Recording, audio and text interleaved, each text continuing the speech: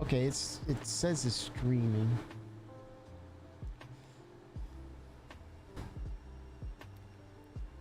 Give it a few minutes to catch up. Yeah. I'm watching both of them. I'm watching your YouTube and your. Did it come up on either one? Let me know which either one comes up. Your YouTube, your Twitch is up right now. Okay. Let me go to your YouTube right now. Check your YouTube.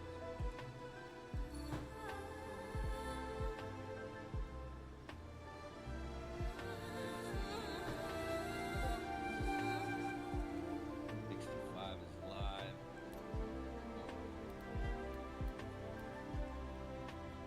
Got 2 live streams.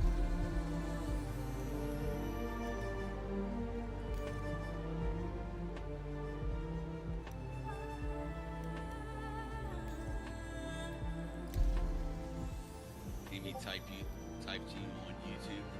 Okay. Go for it. Okay, you said hi. So it is streaming. Yeah, your YouTube is doing perfect. Okay. Yay. Understand why you're on my screen it's saying that your kick is not live. Oh, wow. It's weird. But you're able to chat in it.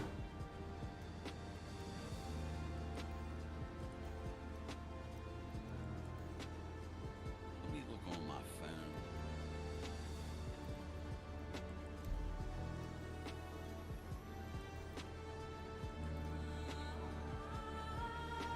I don't understand that. Yeah, it's check on your phone or whatever. And Okay. see. You are definitely not live. You're definitely not live on Kick. That's weird. Which don't worry about that. Go ahead and have fun. We'll figure Oh, it yeah. out. No worries. You know what I mean? Yep. Thank you, man. Thank you, thank you. Yeah, but your YouTube looks good. Up, there it goes. There it goes. Finally. It just went live. It's Man, slow dude, as hell. Man, dude, that is Lazy. major delay. Lazy. A lazy ass. That's a major delay, dude. Yeah. What? It's a lazy app. Been up 2 whole minutes. That's a dang on shame. Yeah, so there must be some type of delay or something. Yeah. I wonder what it could be. I don't know. I'll have to look into it though. Yeah. Thank you. Okay, spawning the Aurora. Welcome to Robert's Boost Industries. System check. Let's see who's out says. Oh damn, that's a Guardian. Up there fighting or something. No, he's not hostile. You're really gonna pull the Aurora. Say again. You're really gonna pull the Aurora out. Pull what out? I said the Aurora. Oh yeah. That's Embarrass your girl right some there. people. Yeah, embarrass some people. What? No, he didn't. He's not hostile. I'm just gonna see. Not trying. I'm just following him, seeing what he's gonna do. I know, like when I get the joystick set up, I want to. Yeah, that's so weird because on my phone you're live, but on the website you're not. That's weird. On the phone, I am. Yeah, that's super weird. Oh wow, that's cool. Maybe do I need to? What about the URL? Is it the same as OBS's? Everything as soon as you logged into it should have went boop, and Yeah. you're good to go. That's weird. No, it's definitely not that.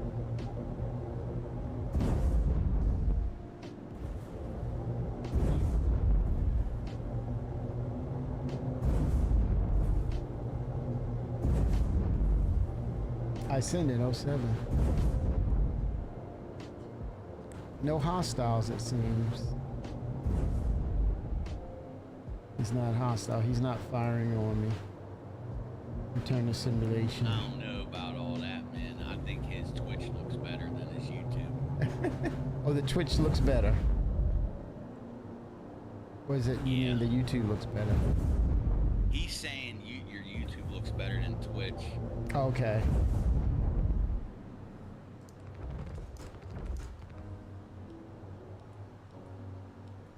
So he's not firing. Kick is a streaming platform that actually streams. Oh. I stream to it.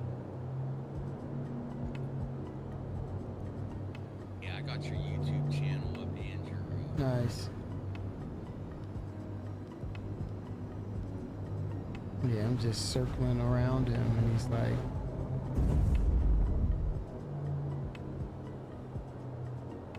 pick a button, taking names. taking names.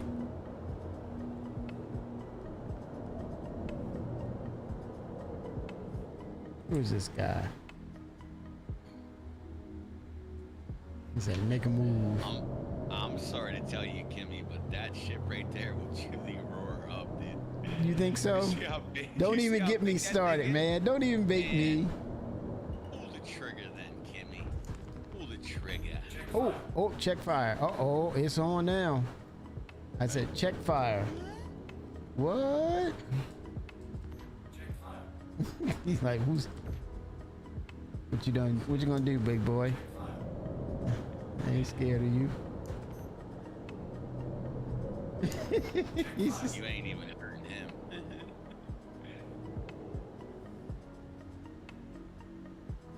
Nice. I don't think it's anyone in there, man. It's abandoned. Oh crap, it's abandoned.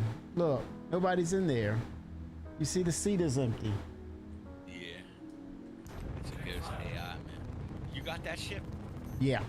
The Guardian? Yeah. It's got quantum drive, doesn't it? Yes, it does. We should The go heavy on fighter. down into that ATS or whatever place all by itself, man. See, I put Gatlings on this thing. You see how it's lighting things up? You got the pyro guns, didn't you? Yes, I do. I need to load them up. No, right. I've never used mine. We need to go get military components and all that. I got military components. You got a Zeus or anything? Zeus, no, I did not get the Zeus. Okay. No Zeus. Huh? What's your daily flyer? The Zeus. It probably would be the Aurora. Well, I mean, I'm sorry, I can't consider the Aurora a daily flyer kid with all the ships you got. Come on, man. I know, You but gotta pick a better you, ship than that, bro. you know what it was? That was the initiation of Star Citizen for me.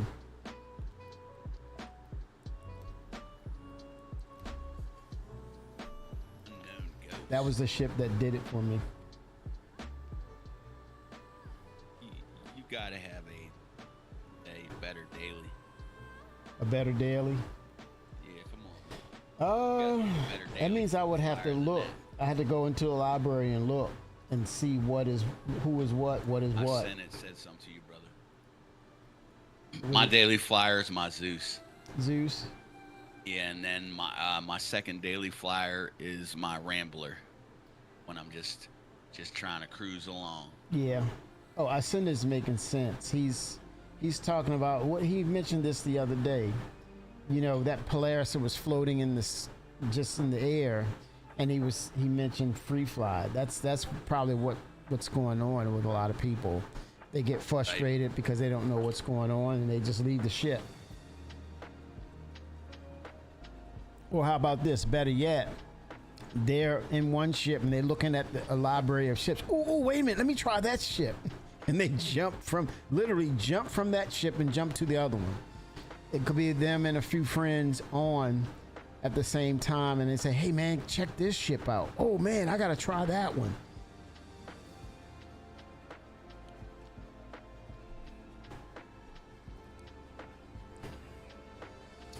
But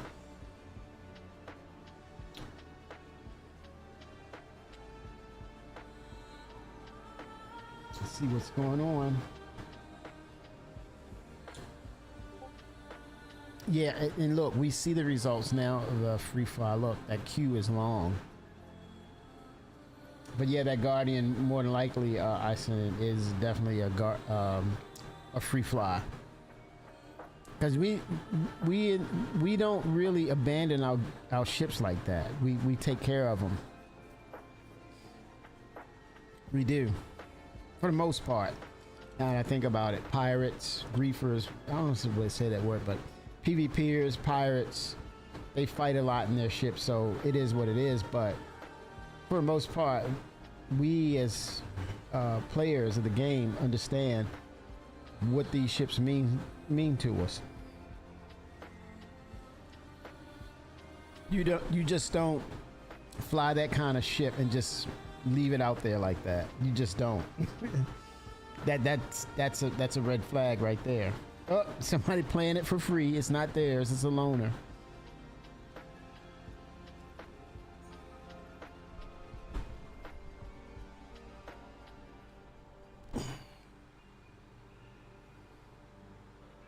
Sorry, I had to walk away for a minute. Oh, all good, man.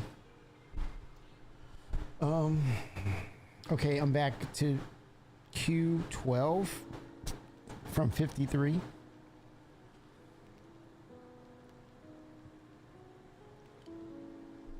Yeah, I think it's time to.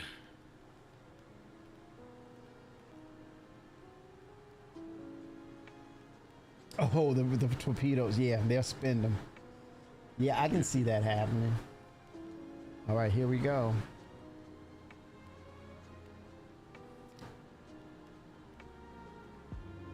So Kimmy, what is your ideal of a daily flyer?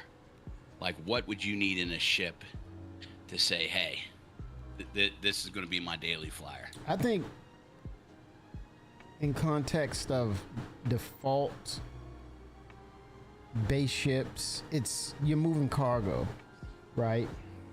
Mm-hmm. But then it's like, you're moving cargo where? Let's say, you live in the city. You're going to have a small cargo ship. You live out in the outskirts or the frontier. It's more industrial based. But I think the flatline default for a ship would be a cargo ship. And you're just running errands, basically. Making trades, making deals. If you want to approach it like that, yeah. If you want to approach the game from that perspective, where it's the basics of basics, and you're going into the game with just the mindset of, okay, I just need to, interact, contact, make some money, go here, go there, go through a routine. Of course, you have bases, right? Bases are in the game. Yeah. So yeah, I think the default for a daily would be a cargo running ship, right? It's non-specific, right? But it's still your baseline for, you're not. It just flies you there, man. You just unload, grab cargo, move it around, make your money, and then you tuck it in and you're done for the day, right?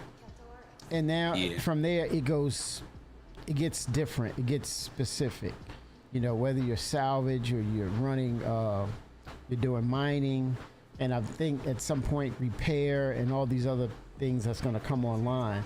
But yeah, I think the default is going to be cargo because it makes a lot of sense.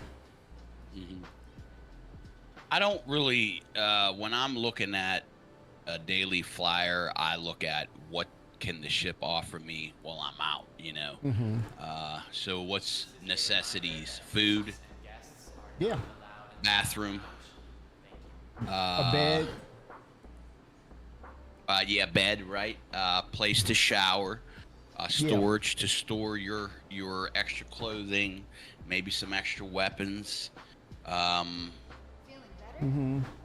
So when I'm looking at a daily flyer, that's pretty much what I look for, little bit of cargo, you know what I mean, just in case you need to make a few dollars, Mm-hmm. you know what I mean. Yep. there's quite a few like your daily flyer is a prospector. Oh, ouch. Hey, Yeah, that's not I a might- bad ship, bro. It's not a bad Come ship. on, man. Come on, man. That thing's clean. It's specific, right? It's specific. It does certain things that I want it to do, and it gets down to, I think when we get our bases, I don't think bases will just be enough. I think you need to have storerooms or warehouses, and that's where CIG can make money. I think that's something you should purchase, right? Let's say it's maybe in the ranges of $5 to $50, maybe, or $10 to $50. I'm talking about $50 is like for that super deluxe, huge, 10,000 square foot type of deal, right? People buying them up like crazy. Right. And if you're talking about Star Citizens, look at the free flight people. You're talking about Star Citizens got to be to the point where, people are saying, how does it sustain itself, right? That's Look how. at this, That's man. one part of it. Yeah. You see all these people? I send it. Yeah, that's what I was just talking about, brother. I send it said he's having a hard time picking between the Zeus or the Asgard. I'm personally, in my mindset, I can't consider the Asgard a whenever I'm daily talking runner? about daily driver, I'm talking it's just you and the verse. Now, anybody can consider any ship their daily flyer. You know what I Right. mean? All of us got lots and lots and lots of ships, but my daily driver is, if I had to really, really pick, it would be my Ramble. Okay. You know what? I think I see the one for me that falls into that category better now.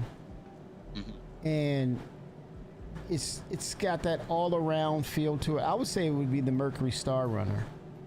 Okay, it's perfect, dude. Right? Exactly. I mean, Yep.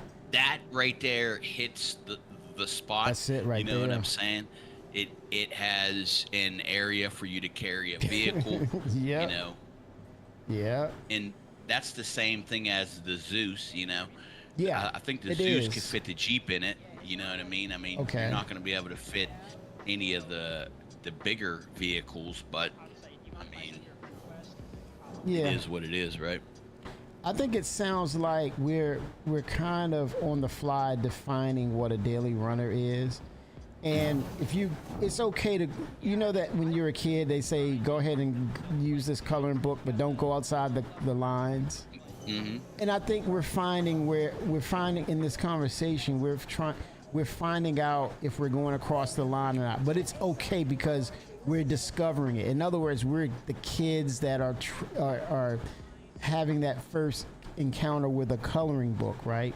And so there's really no wrong or right, but it's just how you define certain things and how you see things. But then in that perspective, each person can kind of say, I agree, disagree, but it doesn't mean that it defines what a daily runner is. Like you said, to your point, everybody has their opinion on one.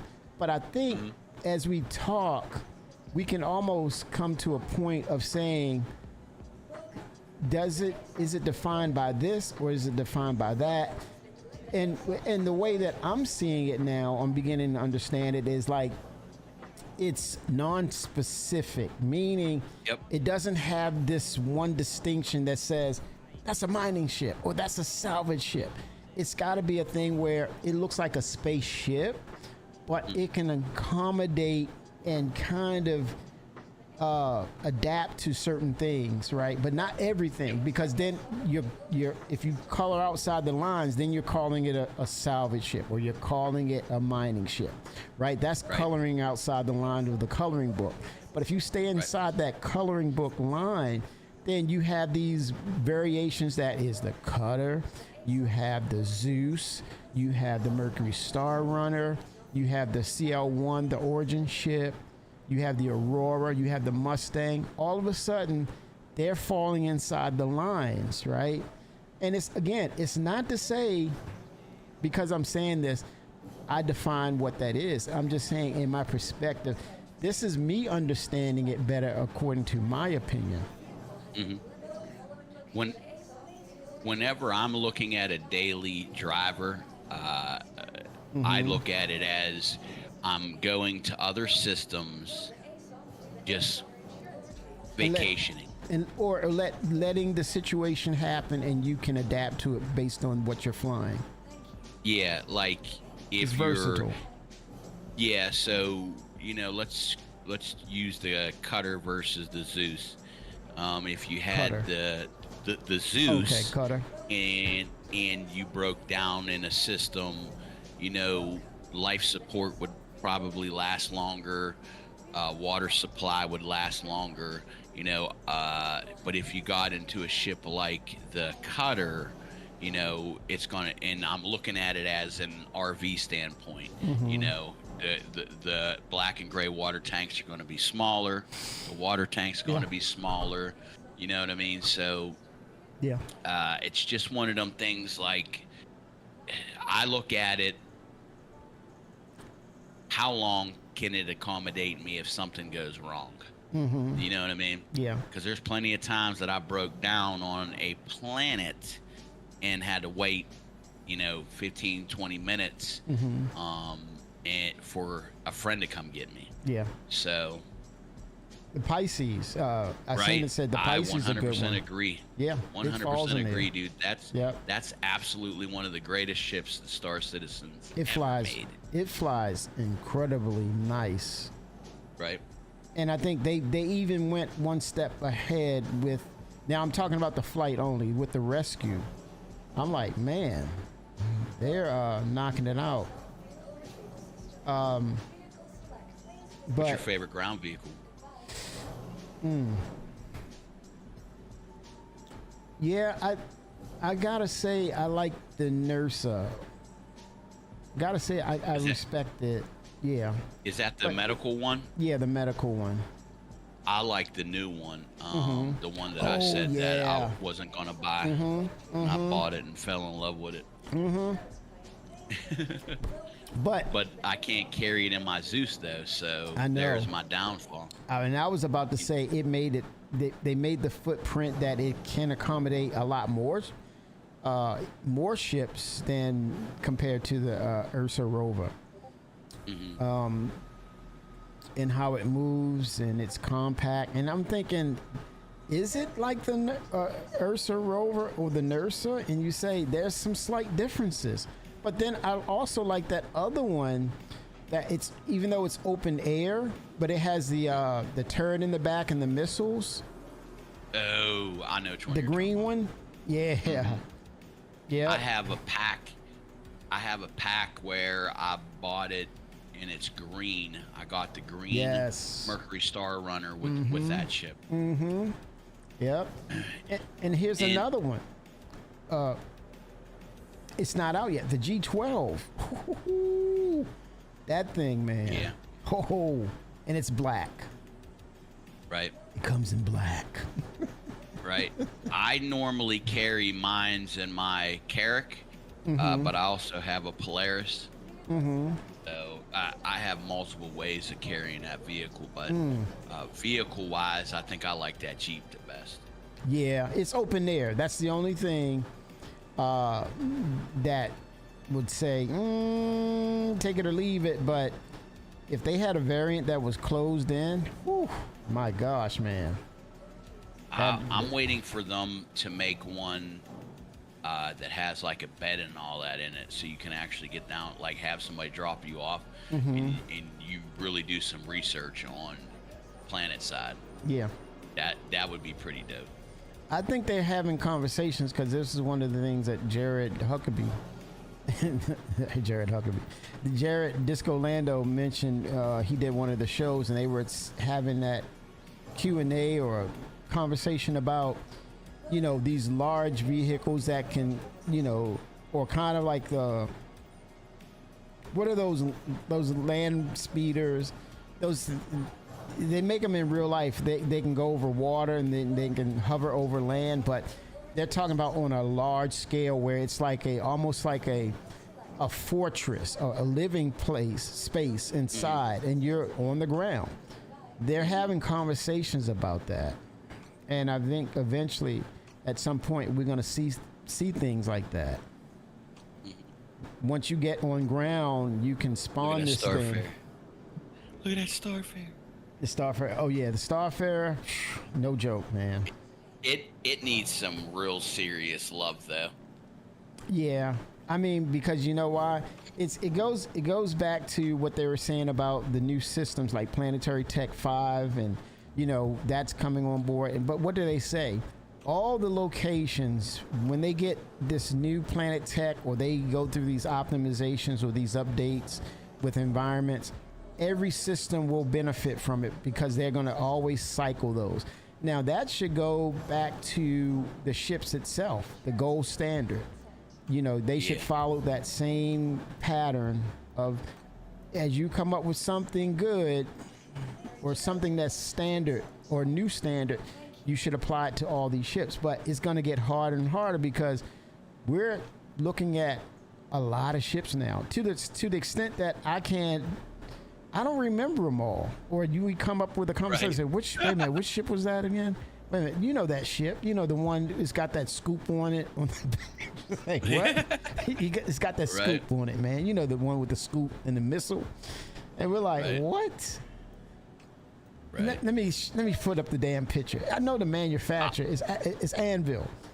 Oh hell no, that's not an Anvil. It's Aegis. Right. Yeah, I sent it is really on that Asgard, man. You gotta have it. So I mean, the as many times as he brought it up so far, I think he should just do it. He should just pull the trigger. You know what? I've been there with him with that. I mean, in other words, I know what he's going through because, dude, I was so right there in the middle between the Starlancer TAC or the Anvil Asgard. And I'm saying to myself, and this is my mindset, oh man, I love me some Anvil. I love me some Anvil, right? And then I'm like, Misk is right? But then I'm like, wait a minute, are you being a hypocrite? Because you got the Misk Odyssey, you have the Misk Prospector. I'm like, wait a minute, I have a lot of Misk shit. Mirai is an off-brand of Misk. So I'm like, I'm being a hypocrite. I have the Misk Starfarer. I talked about how the Misk Reliant can be a great ship again, right? And I'm like, what? Who am I? Am I gaslighting myself here? The Misfortune. I'm like, come on, dude. But no, when I broke it down, the Misk Starlancer, what is it? I'm about to say Starlancer TAC. Yeah, the Misk Starlancer TAC had a lot of different things all bundled up in that one ship. Where it's a drop ship, you got you can open up the side doors, fire on things with the Gat guns. You got the turrets. I love the sound of the Gatling guns. Yes. Right. You know. Right. I'll go into my hangar, and just climb up in there and just unleash. Yeah. Yeah. But what did it for me? Rizzy, was that those med beds. Okay. The Asgard, I love the design. I love that fact that it's coming from Anvil. And it's saying I missed out on the Valkyrie when I wish I could have, pulled the trigger on it when it came out. But this is like this is a makeup. I said I'm sorry, but here's a Asgard for you, and it kind of makes up for that because I love those VTOLs. But at the end of the day, it was lacking, kind of like what we started our conversation with. It was that conversation of what's more of a daily if you had to compare the two between the Starlancer TAC and the Asgard. And that's what threw me over the edge of saying I gotta go with the TAC. Well, I think they're both pretty much the same ship. It's just the Asgard can handle a lot more vehicle drops. You know what I mean? Mm-hmm. So with that being said, vehicle drops. Yeah, like you can fit bigger vehicles in it. I Okay. mean, that's really the only gain, you know. I think the tack though. I think the tack isn't for killing people on the ground. That thing's designed to kill vehicles, and I think the Asgard is built to kill people. You know, so to me, they're in the exact opposite of each other. I Yeah. haven't been in it, but I have dealt with the other variant. What's the other variant of the Asgard? There's a variant for Asgard. Yeah, I hope we're talking about the same ship. Look It's the drop ship. Yeah, Valk. Yep. Yeah, the Oh, Valk. there. You think they're So- Valkyrie? They're variants. Yeah, I just mentioned the Valkyrie. I think the Valkyrie came out in 2018, right? Yeah, yeah. Yeah.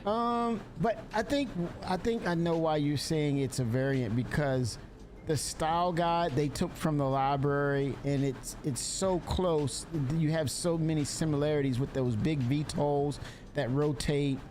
Dude, its that is design a language. variant, bro. It looks is? exactly. Yeah, it looks exactly like. Yeah, that is a variant of the Valkyrie, brother. It's just got a bigger hangar, brother. Oh wow. Yeah, right. Well, I'm not gonna. What I send it. I don't think you're entirely wrong, and I don't think I'm entirely wrong. But I think it's the timing of it. But yeah, you have to go back and look at, and there's no mistaking. It's no mistaking that it's like Click some this. of those pieces are like, well, that's the damn Valkyrie right there, Kimmy. Click that, Kimmy. Click that link, brother, real quick. Okay, I'm in. Wait, hold on. I'm in. I was about to look it up. Okay, tools. It says it. Ground vehicle capacity. Yeah, Look what it says. Yeah. Serious There you Valkyrie. go. I appreciate you, man. And I'm not trying to but Dude, that is no, that look- is the okay. Valk. All right. That is the Valk clear on this. steroids. I want to clear this. If you give me things that make corrections, I don't need to be standing in the hallway of pride to say I was wrong. I'm like, what's wrong with me if I can't accept truth and be corrected? Thank you for telling me the truth and getting me clear of what is what. I respect that, man. I don't have no pride in that stuff. That stuff is, me the person. I will get out of the way of truth each and every time. Thank Yeah. you, and I will appreciate the truth. People run from it because it can, a lot of times it stings and people can't handle that. But hey, no pride here, man. I'm like I'm appreciative of it. There's clarity. It's just to say we're not always right, but if we can bring the truth to things and if it means the other people or the other persons bring it, then it's accepted by me, man. By all means, tell it. Yeah. Preach. Yeah, but But wow, that's also- astounding. I also get where you're coming from, where you feel it's a variant on its own. Because there's think- a lot of similarities, and at Yeah. first, my hands were up too. Like, is it a Valkyrie? It Yeah. looks like a Valkyrie. You know what threw me but off? is it a Valkyrie? You know what throws me off about that, and why I was saying it was not a variant? Because usually the time frame, the timing with these variants are so close together. For most part, you don't see something 7 years apart Right. gets done and say it's a part Right. of that. The other thing that was confusing, why I didn't think of it being a variant, was they always said that when they do a line of ships, they're going to look at the manufacturer. It's going to have a library of the parts and components that makes up that ship and kind of keep that language or keep that design similar, so you'll know a Toyota is a Toyota, a Ford is a Ford, a Honda is a Honda, an Acura is an Acura. You will recognize it by the brand by its design discipline. So that's where the confusion was. But yeah, but to say immediately with all those variables, wow, that's all I gotta say. Wow, yep, it's a variant of the Valkyrie series, but it fits. I mean, it makes sense. Mm-hmm. But damn, yep, that's I don't think Kimmy's gonna melt his crew. fleet for the battle cruiser. Man, I'm not a big ship person. Crew, I am not a big ship person. Now I get lost in ships, crew. You know that. Well, maybe you didn't know, but yeah, it is like it feels claustrophobic for me. I'm not a big ship person. I respect the hell out of it, but yeah, I totally get it with people in regards to like the big ship, and it's like this is yours, and man, you command this thing, and it's, you know, it's that epic movie that you watch, whether it's like a Star Wars or something, and you get to command and move that thing around, right? And I think that's that speaks to the little kid in all of us, right? When we're Right. you know, infatuated with that massive star destroyer or something, you know, it's cool. But me, give me the little fighter, give me the ship that can get it done with a small crew like the Millennium Falcon. That's me. That's my jam. I would be lost for days. and Maybe even weeks. It's embarrassing, man. It's embarrassing. I'm there like, come this way, Kimmy. Come. No, turn your left, your other left. I'm like, oh damn, I'm gonna scream doing this. I embarrass myself every time. Every time, man. But yeah, that's a beautiful ship. But I was torn. I was torn in the middle of TAC or Asgard, and I'm like, damn. I would love for Gavin Rothery, I think that's his name. He does a lot of the ships for Star Citizen. I would love him to say, I'm announcing the longbow, and it holds a lot of arrows in it.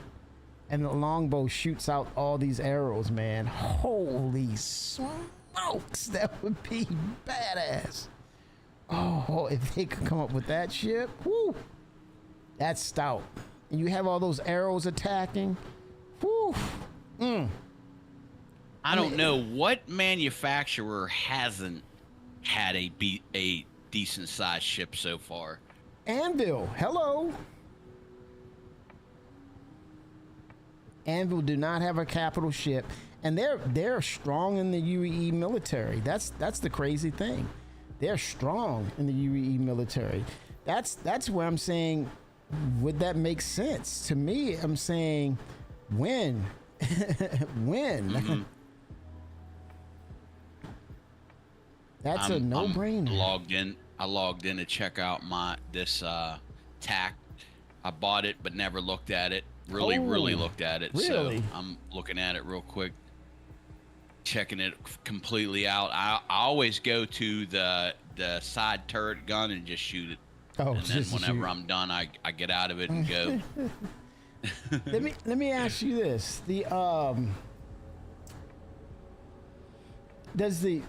I'm looking at the page. I need to look. Does the Asgard have a medical bed?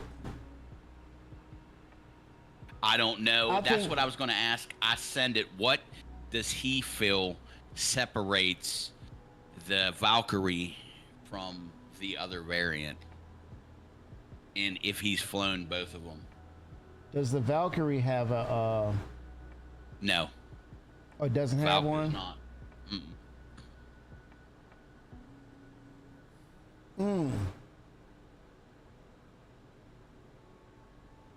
See, that's why I went with attack. When I saw that medical bed, I knew I made my decision between the Asgard and the attack. I did. 30 minutes till I got to get off, Kimmy. Oh wow. Old people. I've flown into Asgard.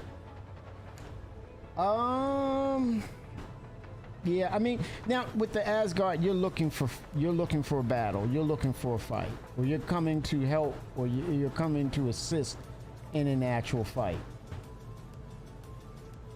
With attack, you're minding your business and you're not looking for a fight, but someone picks a fight, you fight back. You can because Right. you're an attack. I don't know. I think they're just two totally different. Like, I think the TAC is built to fight ground vehicles. I would have to look deeper into the Anything on the Asgard. ground, anything on the ground for the tack, and you can deploy with those seats back there with the tack. It's tactical. Well, yeah, but what Yeah. I'm saying is, I feel like the big weapons at the bottom of yeah, the ship the turret. Is that are turret? strictly Is it a turret? are Yeah. strictly for fighting vehicles. On the That's ground. just what I that's how I see it. Yeah. And the Asgard to me is just a true drop ship. That is correct. I do. I Okay. agree with that 150%. The only thing you And left out was the two side turrets, because you're not gonna pick a fight from the sides of that ship too, while it's raining hell below it. And then on both sides, when you got troops jumping out, there's two Gatling guns there Yeah. to knock down any Yeah. enemy running up on the ship. So I mean Have you heard that term? You definitely made a good choice by choosing the TAC. Yeah. I mean, Have you heard that just military depends on what you're term? looking for. Have you heard that military term called lay down suppressing fire? That's what that will suppress you. You will not stick your head up from behind that box when that thing is raining hell over your head. right? You will That's stay tucked, and then before you know it, the troops are right there on you. right. That's like the what's the Ironclad's variant of the drop ship? Ironclad assault. Yeah, right. next ship. When that thing comes in, Yeah, but that's the only thing that I feel the TAC may needs. tuck its tail just a little bit. Yeah, yeah. Or it Just might a need to little bit. call them. You might need to call the assault. Yeah, right. So, Got a convoy. right. 10-4, big buddy. And Order that's way. one of the reasons why I like this game more than I ever did Elite Dangerous, due to the fact that there's not one ship that can do all. You either got to have this ship to do this, that ship to do that. With Elite Dangerous, you just change the modules and all that. You could have a mining ship, you could have Yeah. a cargo ship. And I was like, to me, that's not realistic. It would cost way too much money to do that. To me, it feels so one-dimensional because you're seeing the same thing, but you're guessing what's going on behind the hood or under the hood. Whereas once we get the dynamic meshing, more people in game, you're going to see all these variations and colors of ships flying all around, and you say to yourself, my God, man, this is what probably we will look like in maybe 100, 200 years from now if we, get our stuff together and actually do things that that will progress us technically. This is probably a prelude of what we will see, and Right. it will take your breath away because you're seeing Right. the varieties of everything. You see a full life of things in this virtual world. That's the allure, man. I'm hitting it on the head right there. I'm hitting it on all cylinders because I'm really bringing it from my perspective, and it's not. I'm not selling anything. It's what I'm seeing through Right. through its potential now. Not to say they can really screw this up. They can be they're a hair thin line of just really screwing this up, and people, they get frustrated with it, but at the same time it's not merited to the extent where you just keep sticking them for it. It's like you see the progressions, dude. You lay up a little bit, relax a little Right. bit. You see the progression. Let's be real and let's keep it real. Give them Right. some credit. But yeah, I understand you feel as though you got to keep your foot on the pedal because if you don't, they're going to mess up. No, this is somebody's dream, man. This is somebody's ambition. And we should Right. let it play out. Right. But we do, but we're griping along the way. So it's like, are you with us or are you not? You know, let us let it be told. If they mess up on something, fine, call it out, stick a pin in it, and move on.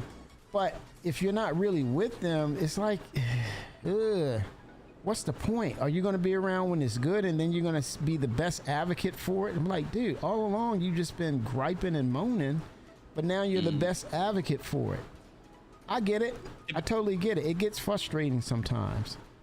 And to be honest with you, going through this tack, I gotta say, man, it's actually pretty spacious. Yeah, I mean, it could turn into a daily because of the versatility. Yeah, it gives you situational. You're able to handle situations with that ship. If things get out of whack, you have the tools or enough tools to do what you need to do to keep that thing going. But no, I went on a little rant there. But yeah, I mean, it's we endure it. We endure the ups and downs of Star Citizen. I think at the end of the day, they're making progress. But this is the first time a lot of us have actually seen game development. I've never have ever seen game development. I think with the exception of game developers who's been in the business understand what that is like. But man, even then, they're doing things differently, man. Because they're pushing the envelope. I'm sorry, go ahead. If MISC makes a bigger ship that requires a bigger hangar, I would really love the MISC hangar more than any other hangar I've ever been in. The MISC hangar? What are you talking about, a MISC hangar? The tack. You know, the little hangar that's in the tack. Oh, okay. You got me confused. I'm thinking hangar. Yeah, like the gray, with the green lights at the bottom of it, dude. This is crazy. Where the Fury lands, basically. Yep. Yeah. Yep. You want it to be bigger? Well, I know. I was saying if they made a bigger ship in the future, and the hangar looked like this, but bigger, maybe fit I don't know, a heavy fighter or something in it. I would love this. Yeah, I love the gray. I don't know. It's really cool. Really, really cool. MISC really stepped their game up here, buddy. Something that would hold the Guardian. Well, something bigger, brother. I mean, that's a heavy fighter. You seen that one I was shooting in Arena Commander? Yeah, but I'm not talking about. I'm talking like, you know how people will stick 3 or 4 ships inside the Carrack back in the day. Mm-hmm. Like, I'm just saying a bigger hangar to fit a bigger ship. Just one big ship, basically. Yeah. Okay. Yeah, that. I don't like how they have the gun rack upstairs. They should have had it up in the front, but that's all right. Oh, to store guns? Yeah. Why is it all the way upstairs? Good question. I guess for the crew that's upstairs. Yeah, I mean, you're gonna grab everything up there. If that's for the cockpit, how many racks is it? So I think it's pertaining for the people in the cockpit. So if it's the same number for the cockpit, then it makes sense. So you could fit 2 rail guns in there. 1, 2, 3, 4, 5, 6, 7. So 4 rifles or sniper rifles. Wow, it's in it. And 4 hand weapons. I don't know about that. I don't know if I would have said that. Whoa. Where's the captain's quarters? For the tack? There ain't no captain's quarters here? What? Oh, snap. What? I didn't look at that part. Yeah, somebody's getting cursed on now, my friend. What do you mean ain't no captain's quarters? No, you can't say. You won't be able to say carrot killer. Pretty close. No one will be able to say carrot killer. Now the Odyssey? Come on now. What's this? life support. Now the Odyssey. The Odyssey. Ooh. The Odyssey is not a carrot killer. I cannot wait for that Odyssey, man. You're gonna be lost. We won't even be flying in it, brother. Happily. Come on, man. I'll be happily lost. When do you think it's coming out? Oh man, I would say 2028. Choo. Yeah, or 30. I'm saying 2030. I'm saying I'll be 50.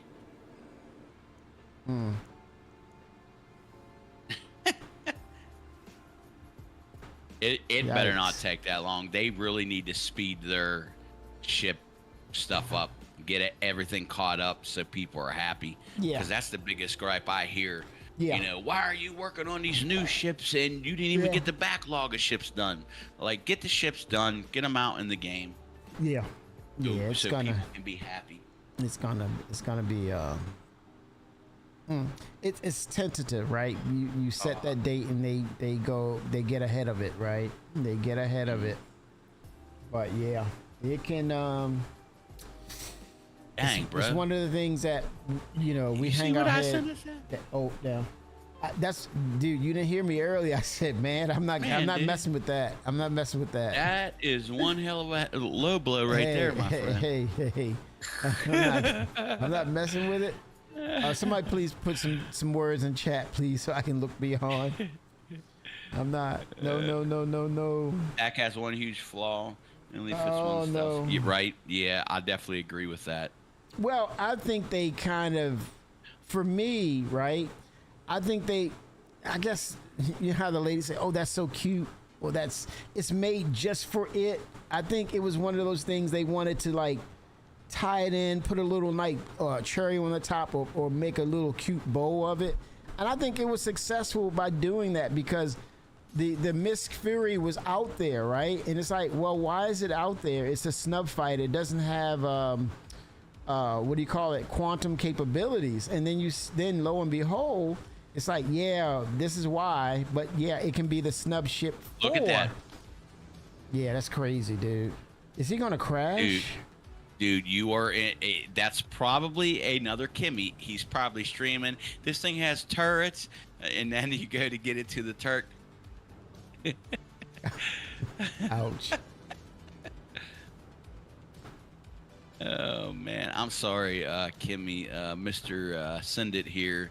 He pretty much did a WWF 90 style low blow to you, man. With What that he did- comment right there. What's that? Sold a lot of fury. What? What? When he said sold a lot of furies?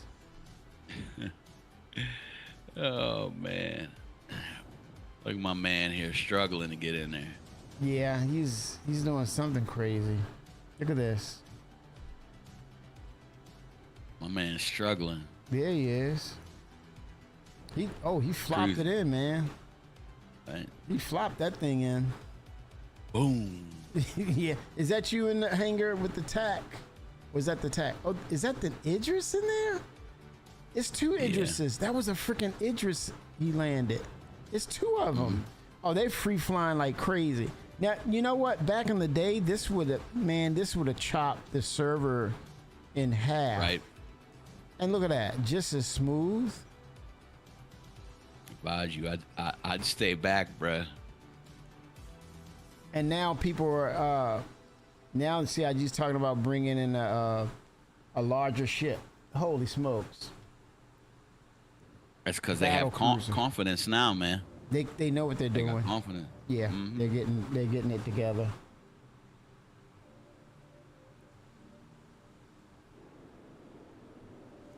Holy smokes! Well, let me go ahead and land. What are you doing? Yeah, right. Landing. I was supposed to call for landing, man. My man got caught up with the Idris. Yeah. I mean the Look progress. at him. Wait. Look at him. He's going straight up. Ooh, somebody up there. No, spin. Spin to your left. Yep. Keep spinning. That Keep Idris. spinning. See him? Yeah, I see him. He's struggling to get out. Yeah. Wait till that Maelstrom system come. They ain't gonna be doing that no more. They won't be able to. Players won't look. I'm telling you, Akuma Tenshi Kuro 07. Hey, Man, look, struggling man. to get out. The Maelstrom system is going to put real weight on these ships, but it's getting them ready for crafting too. We're going to be you crafting and imagine? repairing our ships. The fuel, Yeah, I can't. the fuel cost to get out of atmosphere.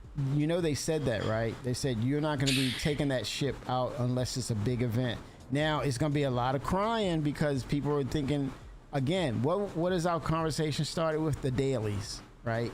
That is not a daily, and they're treating it like a daily.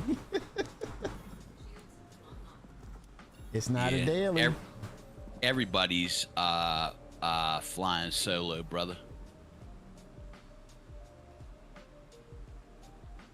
Hurston Dynamics, what is this? I'll bet you some money he's flying it solo. Hurston Dynamics. Are you doing the event, Akuma? Hurston Dynamics will bring it to you. Hurston Dynamics, give yourself to us. Announcer, have you ever exploited starving third world children for your own monetary gain? You will. Holy smokes. What is this a communication from CIG?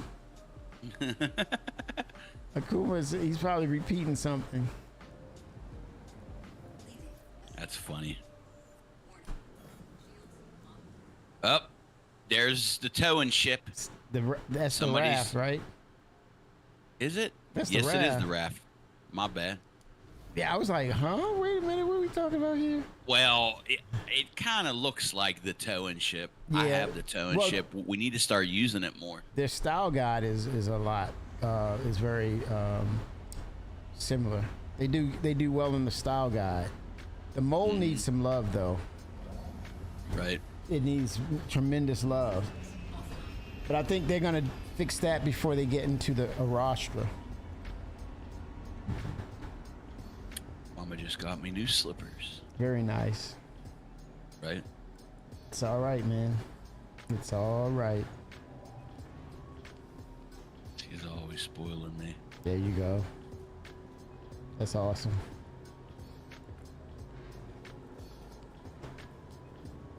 Damn, I looked over here. I thought somebody was in my hangar. I'm about to pull out a damn rifle. Right over there. I'm like, are you in my freaking hangar? I'm like, dude, you're about What to is get... that? Exactly. I'm like, you're about to catch it. In my hangar? You gotta be I know. I crazy. want to see what gun you're talking about. Where's Vic Vic's at? got it. He's out there. He said he'll be in a bit. Vic, I don't want your gun, but I want that gun. Dude, I gotta have that thing, man. He's gonna say, I "Oh need to see yes, something, man. that's the." I need to see a Guardian picture of Onyx." it. Vic, please. What's the name Post of it it? in Discord. Yeah, text the name. I think it's in the event. It's got these little green little X's Is on it it. a new gun? Yeah, I think it's part of that Onyx mission.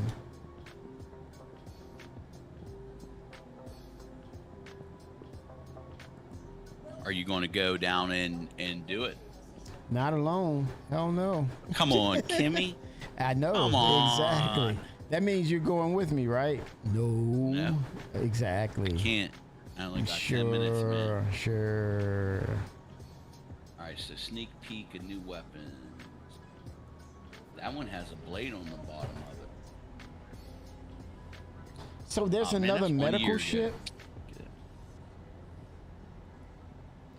You know, What do we're you gonna mean? see some really cool ships, man. There's 4 ships coming for IAE, at least 4. What are you reading this on?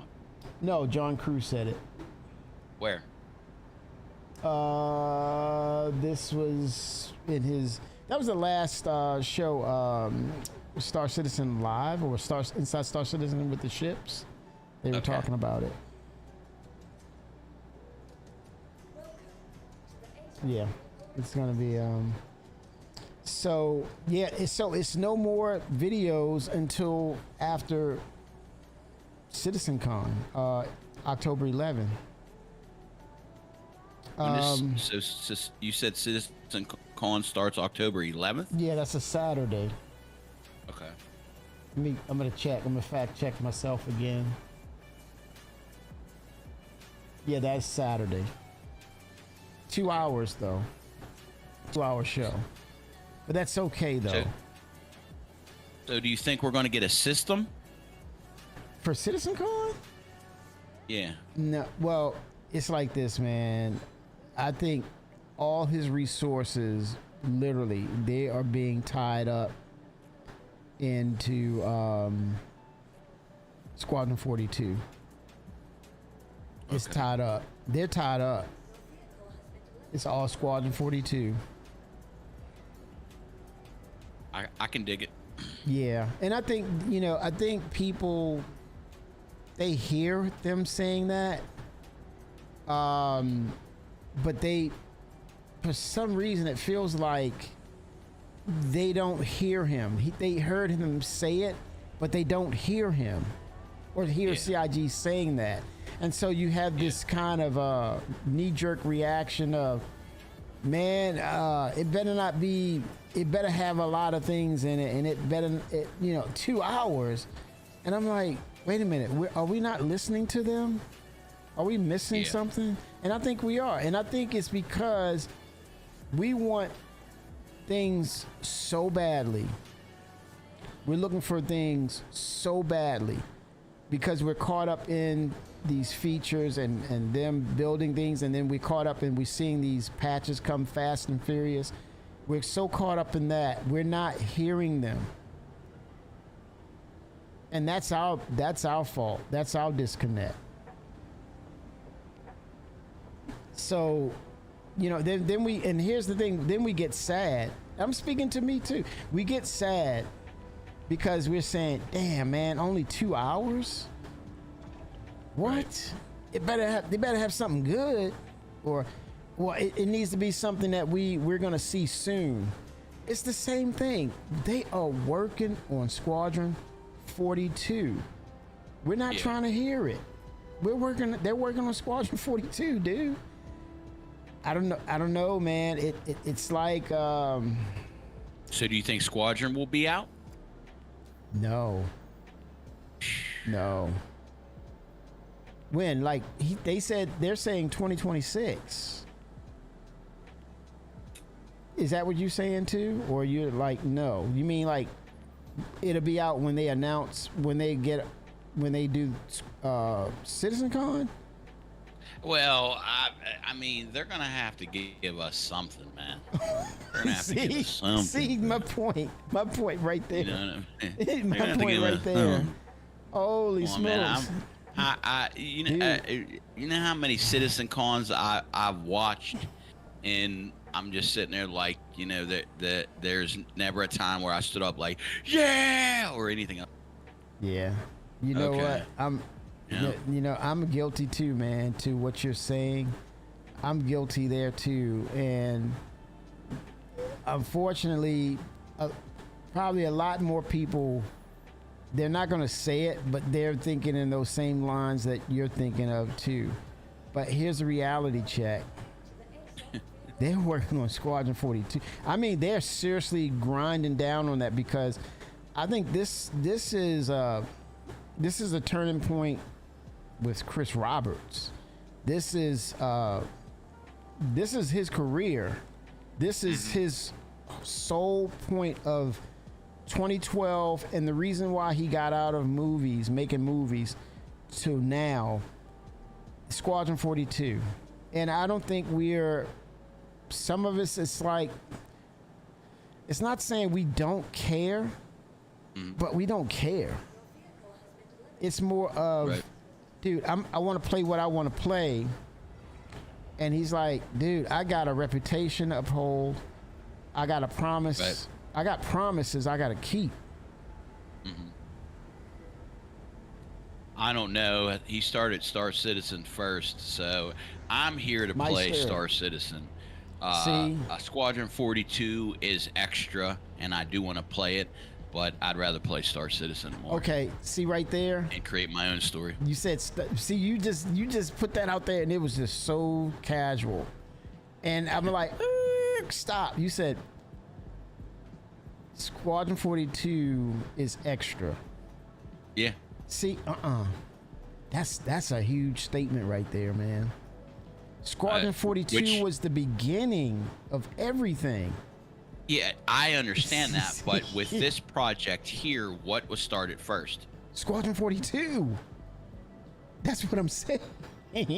Well, but you was playing Star Citizen first. the whole precipice for this was Squadron 42. I mean, Well, I'd yeah, rather play it's in Star your Citizen. hands, but it's like we're but see, here's the thing, man. It just our senses can deceive us. Our senses can fail us, man, because we Yeah. get something in our hands and we're told something, right? First, I first and agree foremost, with you, brother, No, but- I'm just saying. I'm just laying it out there. Not for you. Not to say we're just talking, right? It's just yeah. it's just bringing up points that I'm guilty too. I'm just bringing up points, concrete points of saying this is mind-boggling. At the same time, it's something that has to be brought out into the light because it is not resonating with us, a lot of us, because they talked about, he got on a video and talked and showed Squadron 42, this Hornet, this what is that ship, the Bengal, and he said, we're gonna play a game called Squadron 42. I'm gonna make it and it's gonna be awesome. And it was Listen. told to us. I didn't back that far back. I only backed 5 years ago? Yep. 5-6 years ago. Yep. Somewhere around there. I've never been into Star Wars, any of that stuff. So like when you guys are talking about Star Wars, I'm like, okay. Yeah. I don't know anything about any of that stuff. And most of the people, when they hear that I've never been into Star Wars or anything like that, they're like, what are you doing playing Star Citizen? I'm like, what little boy or little girl didn't want to be an astronaut? Right. Yeah. You know what I mean? But I got Play a into the space game game. because of Star Citizen. I didn't get into it for Squadron 42. To me, Squadron 42 is extra. Yeah. But right, but does that mean the history never existed? I gotta ask that question. Based on your statement and based on the fact of the reality of what you see and through your eyes and your perspective of it, does it dismiss the history? Does that mean you're supposed to wipe it away because your No. perspective of it? Right. No. I'm just looking at it from minds.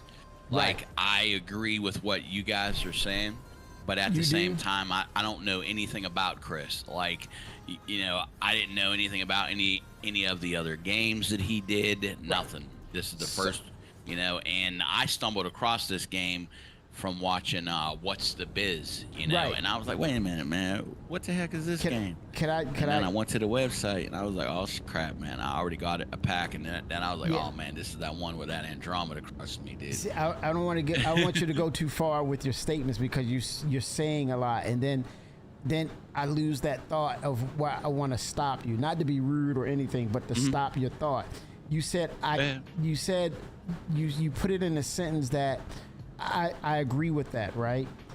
You agree with that, but that means you have to also allow what you agreed upon just now to happen, right? Yeah. And then you say, I agree upon that, but, and then you like, get out of here, right?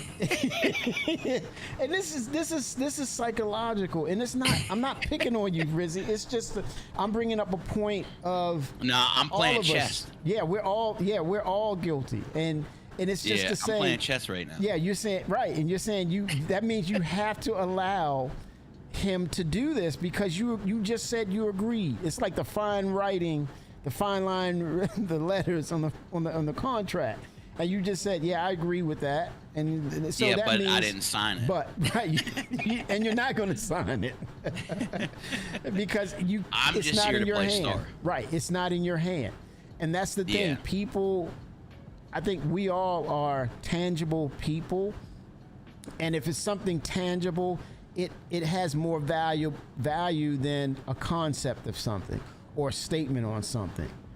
And I think that's where we are with this whole dynamic that is Squadron 42, what we have here, that we're actually live playing and seeing, and it's like, this is incredible. You've done enough, Chris. Job done, right? Job complete. Yeah. Now keep working on what we're seeing here and what we're playing here. And he's like, no, you just ignored me. I came on that stage. I stood on that stage and pitched this as Squadron 42. What changed? Well, everything changed, Chris. Right? Everything around you, Chris, has changed. But unfortunately, you haven't decided to get on board and switch it up and ride with us, man. You're at fault. And it's like, wait a minute, what? This is your fault, Chris. You shouldn't have put out 2 damn games in the first place. Right. They're like, what? Right. He's like, right. It's not 2 games.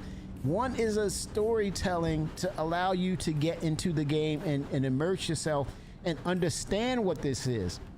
And that's the thing. People are quick. They see the visual. Oh, look at, dude, what is that? Wait a minute. Is this a game? Wait, look at those clouds. Wait a minute. You're playing what it don't matter what it is. What is it? Give me the damn how do I get in? Give me the damn download. And then you get in, you're like, what's going on? What is this? With an i3. Where's the damn can manual? Barely play it. Right, with the i3, this game sucks. This is a scam.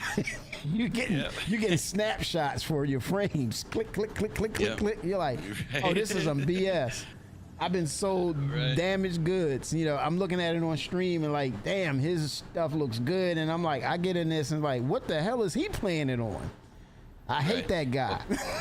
I hate him. Kimmy, I got to get off, brother. Dang. Okay. Great conversation, man. Yeah, you got somebody in the waiting room. Do you want me to drag him down? Who is it? I got to see. No, I'm kidding. What's going on? Akuma. 07 Akuma. How are you, sir? Oh, your mic's not on, Akuma. Hey, can you hear me? Yes, sir. How you doing? It's been a roller coaster, but no, I just wanted to relate a quick silly story if you got a minute. Hey, man, I got minutes. This is Star Citizen. I got a lot of minutes.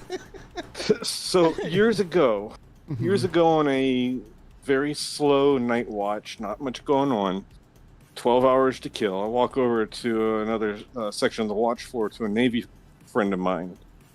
I walk up to him, and I'm just like, I haven't said anything, and just out of nowhere, he goes like, have you ever exploited the starving third world children of the world for your own monetary gain? And I'm like, no.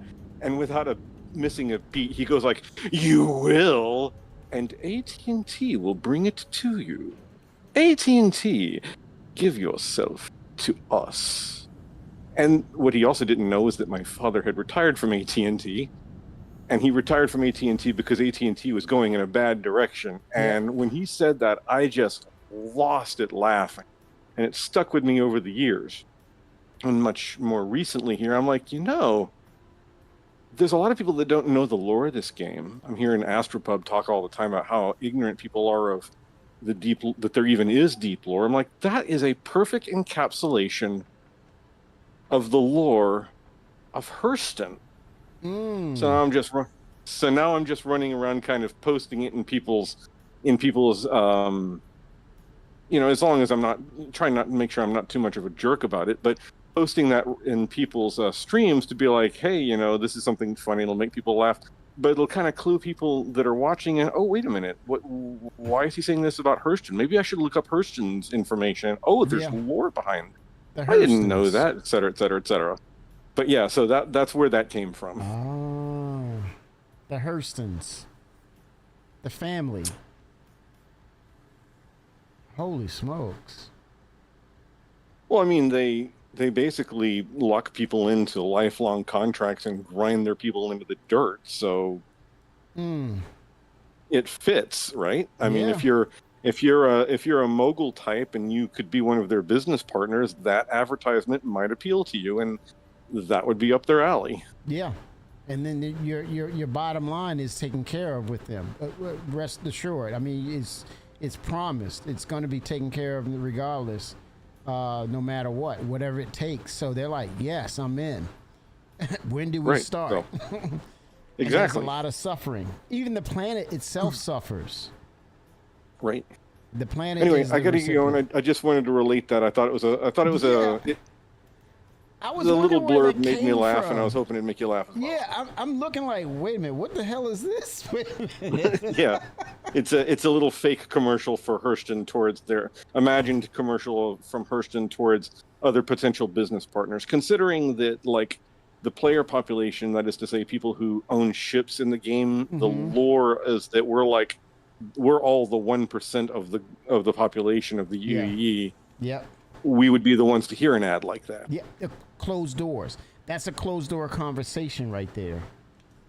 Right. Yep. Well, Yep. Closed door, or Perception. on the more exclusive parts of Spectrum where only the elites go. Exactly. That kind of thing. But you see the results of Hurston. You see the planet. You see the people. You see the work conditions. You see the environments. And they're also, to that point, the other part of it with the development is that they're going to have the interiors, and you're going to see where the rich will spend their time and money at Lorville or Hurston. So more to come. But yeah, that is the lore of that planet. The people the players in that, the movers and the shakers. That is who they are. But I think that's the one thing we don't really understand is that it's a feature rich, but also it's full of stories. David Haddock, Right. man, it's David Haddock. People don't sleep on him. Yep. Well, and the thing is, if you follow the lore, granted, the lore is recrafted in retcon Retcon. to fit to Development.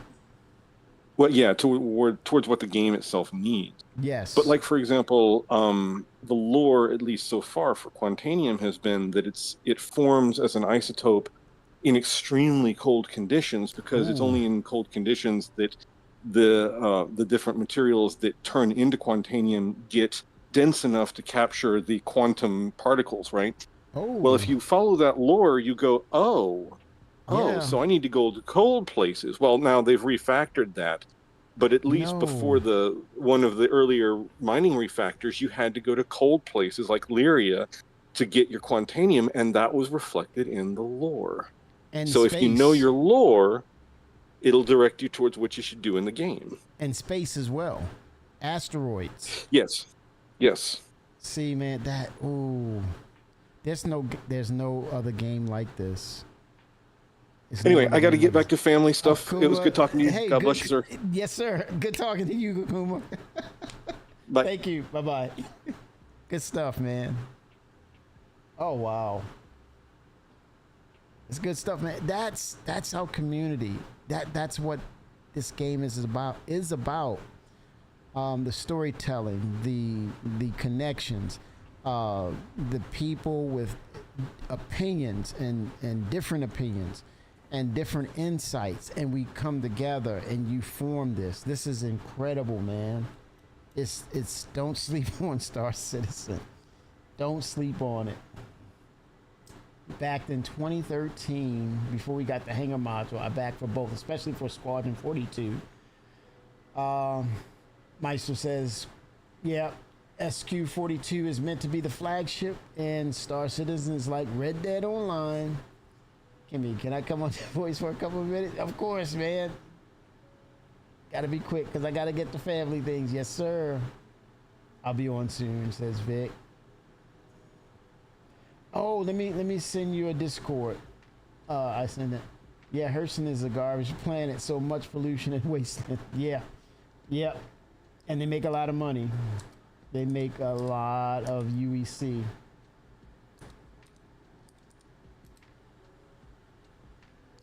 My gosh, man. This is good stuff. This lore, man, it's just, it drives the game. And this is why, again, it brings back to the earlier conversation with Rizzy, is that we gotta have Squadron 42. We gotta know the history. We have to have the lore. It is the flagship, you know. Yep. It is the flagship. That is the connecting piece.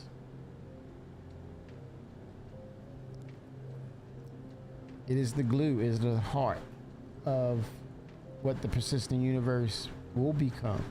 I think it grounds us in story, in lore, so that we're then more capable of understanding. And it might even change our vision about the game, but it has to be told. The story has to be told. No doubt about it. It's effort, it's feature richness, it's immersion, it's direction, it's life, it's storytelling. It's Star Citizen and Squadron 42. Yeah, Antebellum. It looks almost like, or you can almost say steampunk. That the clothing, the industrial age. It's that industrial age on steroids, right? Because it's kind of like no EPA, Environmental Protection Agency, none of that. It's their planet. They do what the hell they want with it.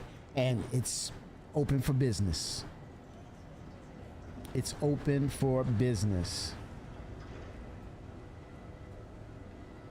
And the fallout is what you see. That the planet is dying. The planet is in pain. You know, the toxins thrive.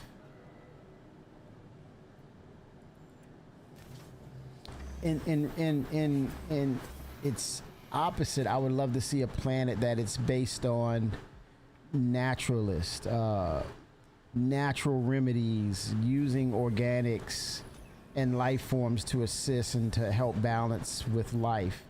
You know, it's so many opportunities to tell these stories and to frame out these pieces of lore based upon expanding on the planet and the systems, and you having the capabilities to interact and see things for the first time. True exploration in a virtual world. But let's get the story of Squadron 42 out there to set up a framework of what this is. It's got to be told. It must be told. Got to tell that story. It's necessary. I gotta set dead zones on my Saisei, which is SC's East Asian Culture Planet. Are you kidding me, man? What? Man, I could do a stream just talking lore and backstories for the persistent universe with you. So there it is. It makes sense. I think steampunk is more post AI rebellion, back to mechanics, not computer stuff. Yeah, but there's, you know, things, what's old is new, and then there's slight nuances that alter or change it a little bit. It's similar but not exact. And you're talking about with the industrial age, it's a full-on discovery of, we can mass produce stuff using machinery.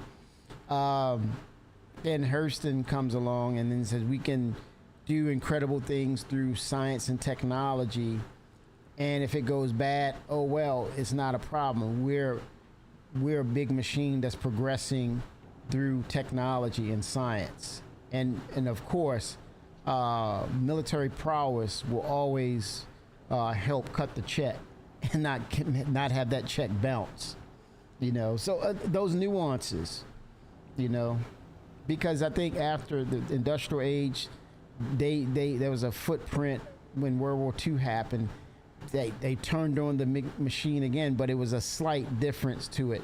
You started making bullets, tanks, etc.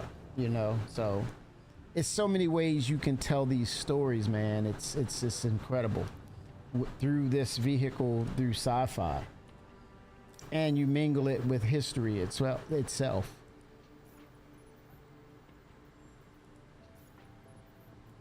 It's an interesting dynamic.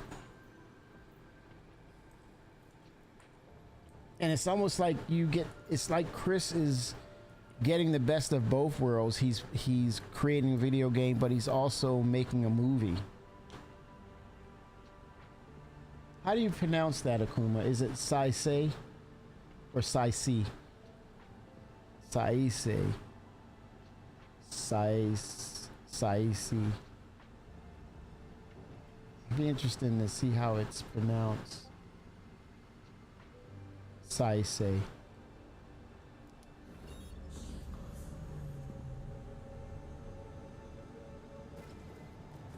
And see, the East Asian culture, man, it's a conglomerate. Saisei. Yeah, first one you said. You know, is it ancient China?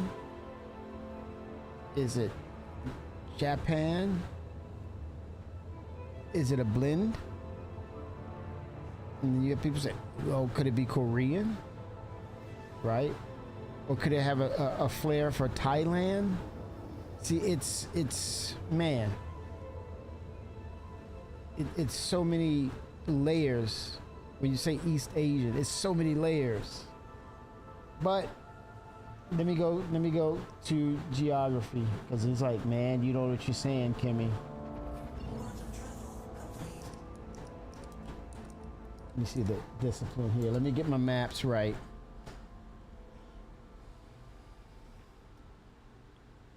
East Asia borders North Asia to the north, Southeast Asia to the south, South Asia to the southwest, and Central Asia to the west. To its east is the Pacific Ocean. See, East Asia is a geocultural region of Asia. It includes China, Japan, Mongolia, North Korea, South Korea, and Taiwan. Plus two special administrative regions of China, Hong Kong, and Macau. So you can't, it's feature rich, right? So you can blend in.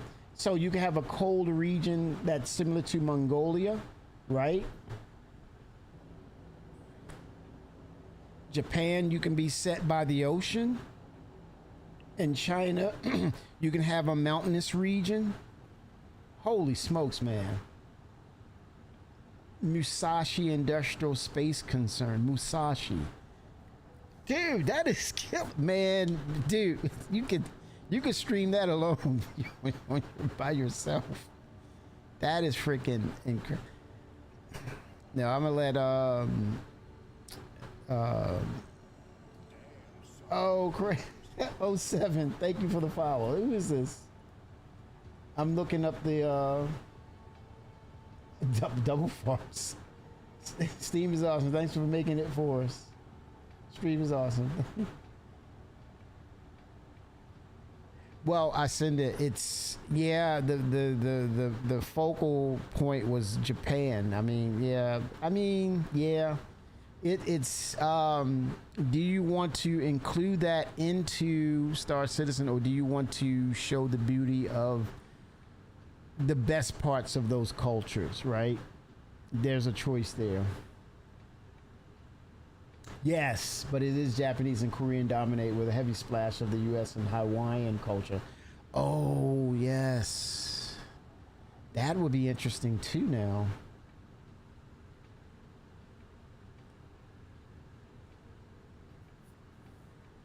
That is cool. That is so cool. Can you imagine the set pieces and having swords and no weapons there? You can actually use a sword. I mean, there's so many layers of gameplay that you can flesh out to that. I'm Japanese, but I'm a historian. Nice. It's the spirit, man. It is the spirit. It's where we start, but it's where we go, where we designate our North Star, our azimuth north. For reals. Nice. But yeah, so then Chris would have to bring in underwater gameplay, oceans, seaweed, sashimi. You know, different aspects of Asian culinary disciplines. Oh my God. Collecting of fish, koi ponds. Woo! Oh, look at you, man. Holy smokes. Is that the characters, the Japanese characters? I did some Japanese brush and ink from the sister city of Kawasaki. Then they taught me the brush ink. I did a bamboo and the bamboo leaves and Japanese brush and ink. Not sure how true this is, but I've heard underwater gameplay will eventually be a thing. I can go back to my Spectrum and actually show you the years that I've been asking for it. I think it goes all the way back to 2014. But I think, yeah, we're on the precipice because Chris is aware of it. He hears a lot of things like that. And matter of fact, the last Squadron 42, he said, no, we're not going to do fishing this year or something like that. So it's out there. It's out there. It's awareness of it because they got to bring that into the equation. They have boats that have flotation in Squadron 42. We were amazed when we saw that. So yeah, I see where we will eventually be on top of the water, under the water, and I think I'm an advocate for the 890 jump to actually be to have floating capabilities to actually, you know, land on water and actually move like a cruise ship, a la Fifth Element. Same thing with the 600i submerge, right?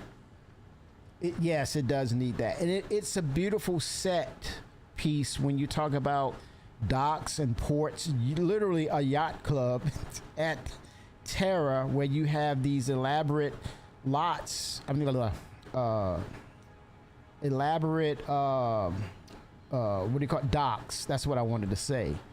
I mean, huge. It's almost like a spaceport, but as opposed to landing at a spaceport, you actually land on water and cruise up to the port, and then you dock a ship next to the port. Hello. That brings another layer of gameplay for the 890 jump, and seeing them on the water, and you get to see the sunset, sunrise, alien sea creatures, docile,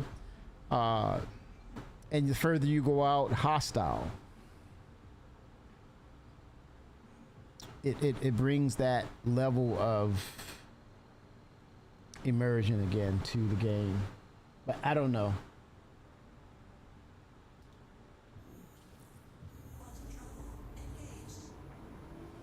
Holy smokes, I send it.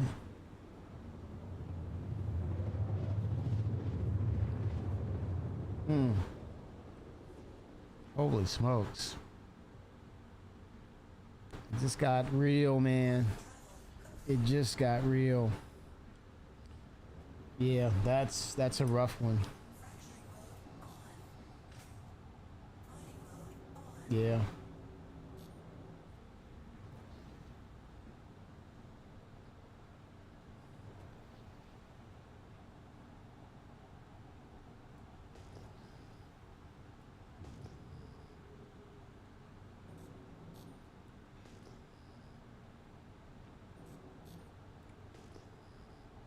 You got my respect, man, for being able to continue to carry on. You got my respect. And that's what you have to do.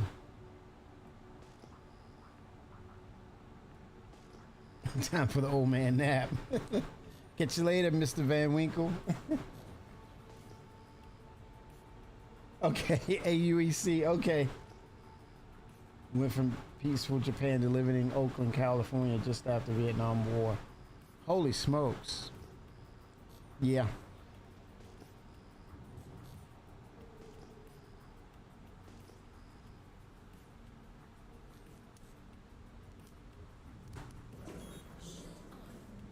Yeah. Wow. Yeah, that was that area has been rough.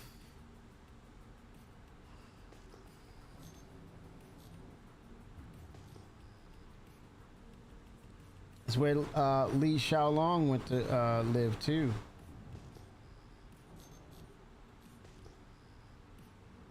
Me raking in the credits. Remember, I am an old man. Once you are asleep, I was raking in the credits. Oh, the space bum. The richest space bum in the verse.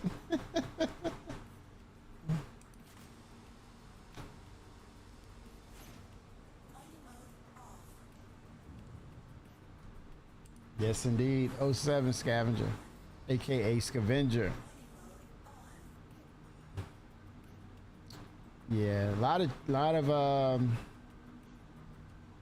lot of things CIG is gonna start to look to push by the end of the year, I think.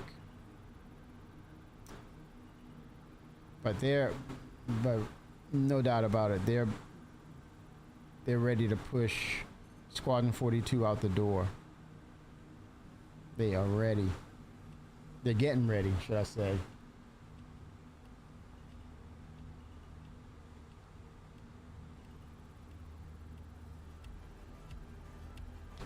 I'm ready for it too.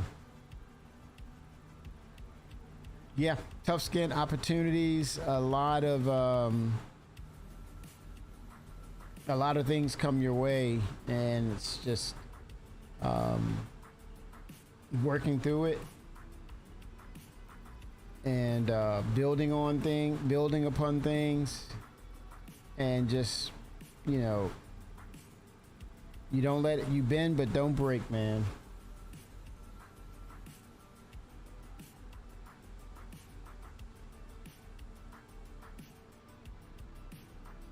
Oh yeah. I've heard the infamous, you know, perfect A's and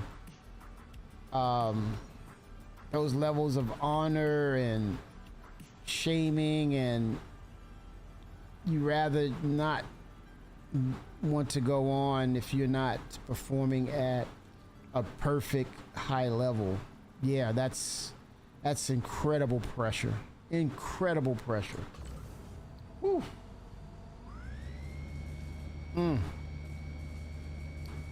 I understand it.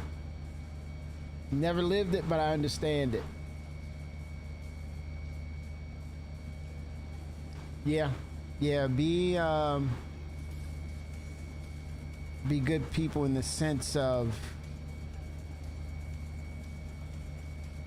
making those tough decisions to do things right when sometimes it's not easy to do the right thing in times. But kids are kids, they make mistakes, and sometimes adults unfortunately write off kids just being kids and trying to find their way, and they don't have the full picture of things, and then yeah, I think it comes to the point of you come to the realization of being an adult, and you make mistakes as a kid, and you work to recover from it, but it's the end results that count, right? That says, hey, those things were needed because it defined who I am now, and don't hold that against yourself. And parents, same thing. Don't always strive to do the best you can, and look at things for what it is, and always try to come back to yourself to make things right. Some of us get it, not all of us get it. Consider yourselves lucky, blessed that you're able to overcome and it's for a reason.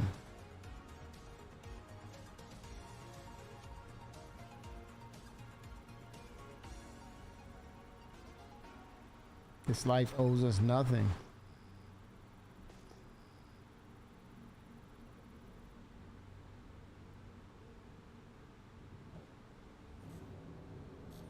Oh wow. Congrats. In a week. Holy smokes.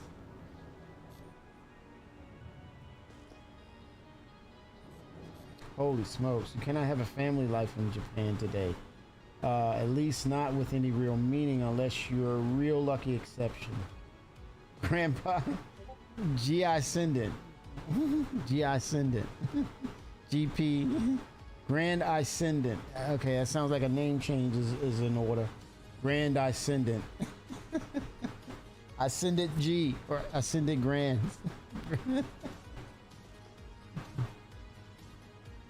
Paw Ascendant.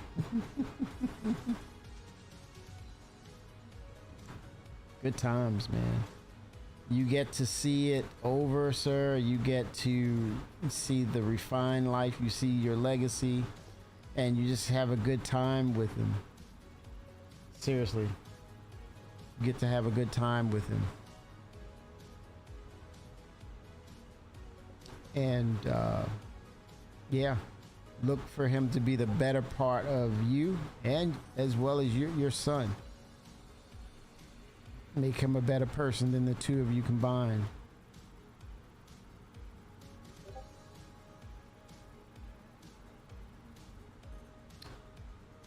Oh, I can't break that.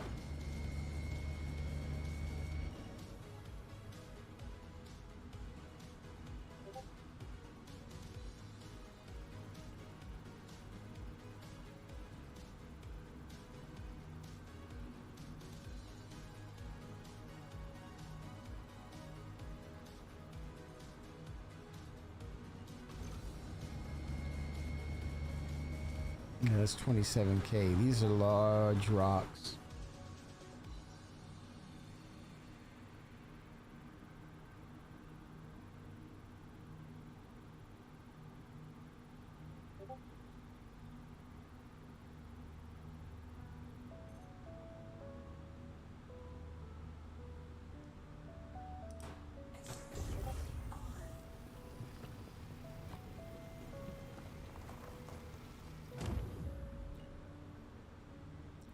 But the set pieces, though, for the interiors and our bases, that's going to be wonderful to see the cultural set pieces that you can add to your homes in the game. It's on the level of like a movie set. Some of the drawings. Awesome.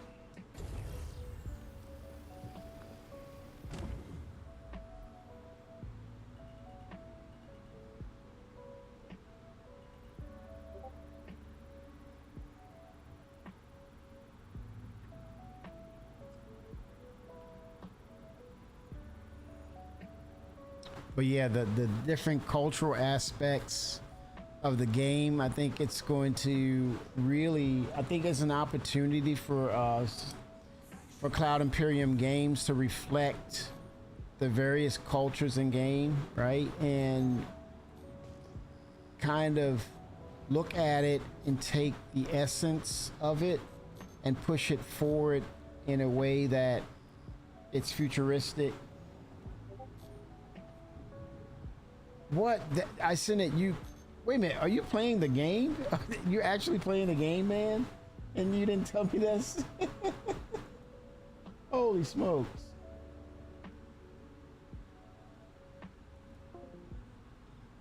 No, you want to take Quantanium back to the refinery. That's your biggest moneymaker, the Quantanium, for sure. You want to do that.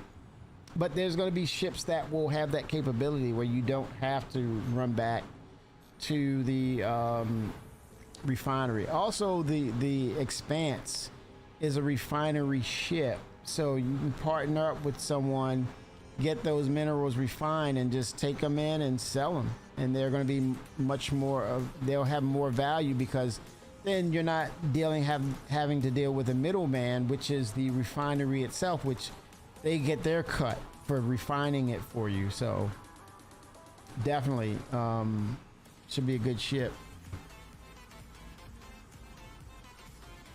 The cut, the Expanse, the Arastra. It's gonna be a big ship. You need to multi-crew that thing.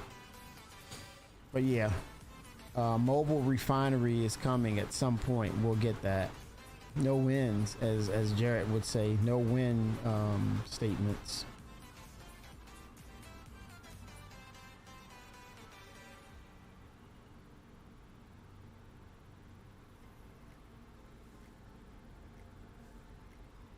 Yeah, you're exactly right, Meister. It's like 6. It makes a lot of sense too. It's manageable. I think a crew of 6 is manageable. It gives everybody something to do. At least 2 refineries, right? So someone's gonna pilot. So there's 3 other stations. Maybe a turret. Maybe the mining lasers. So 2 for refining, 1 pilot, and 2 for the lasers, or 3 for the lasers. I gotta go back look at the matrix, but yeah, that should keep all 6 people busy constantly, and I think that's what it's about. It's about having things to do, and that's a true multi-crew gameplay loop for that ship. True multi-crew. Be able to take care of business with that ship, and it refines. Oh man, there's going to be a mint to be made. I think it holds what, 564 units. Holy smokes! Some in the interior and some on the outside below the wing, or somewhere under its wing. Incredible. Still got the touch. Back up. All right. Ooh. Okay, I'll come back to that. Let me examine this rock. So I want to take that last because the counter is going to give you 25 minutes. Akuma 07, a pleasure. Is that Kunbanwa? Have a good evening. Is that it? Japanese? Konbanwa? I know good morning is Ohio gozaimasu. Ohio gozaimasu. But konbanwa. Or banwa for good evening. What? Wait a minute. How did you wait a minute. What did you say? I have some Japanese friends.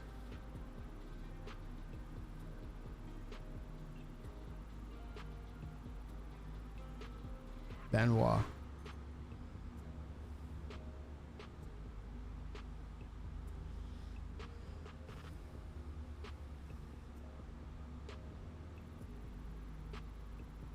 I hope a person on the roster that is refining has his own gameplay, adjusting and balancing controls. If not, fireball. It's over, baby. It is over. Yes, a fireball. They're like, what are you gonna say when you know you're about to blow the ship up? Hell, let me get out of here. Where you going? I'm taking a break. I'm tired of these working conditions, damn it. You mean just gonna jump out the ship? Well, I said I'm leaving. Holy smokes, man.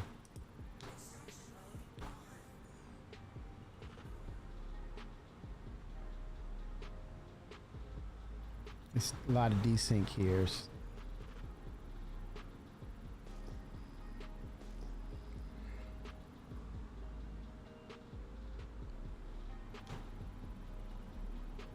I'm not getting readings. I know it's there. You see, that's the desync happening. This is inert material, which I don't want. Hopefully that's the material you need to create structures for your base. Well, I'm just saying your homestead.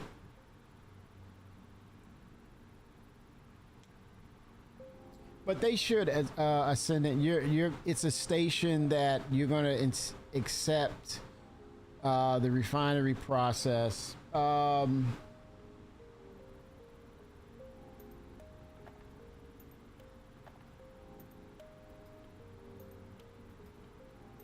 Okay, Ascendant. Oh 07. I'll see you later, man. Time to get that laptop, man. Well, no. Grandson first. Laptop much later. You'll be hanging out with him. Yep, hang out with the grandson, man. And congratulations, man. The better of you two is coming at you soon. Good times, man. Congrats. 07, sir.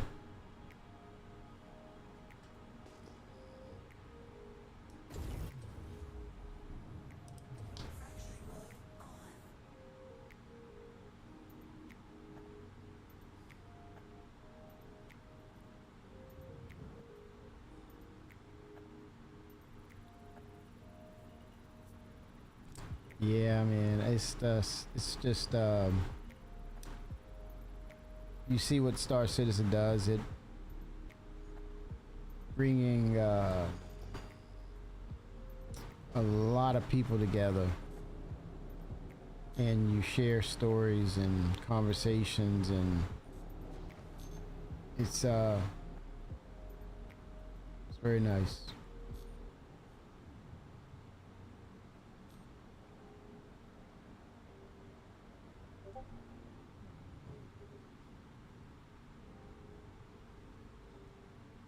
And sometimes that's all we need, man, is just conversation.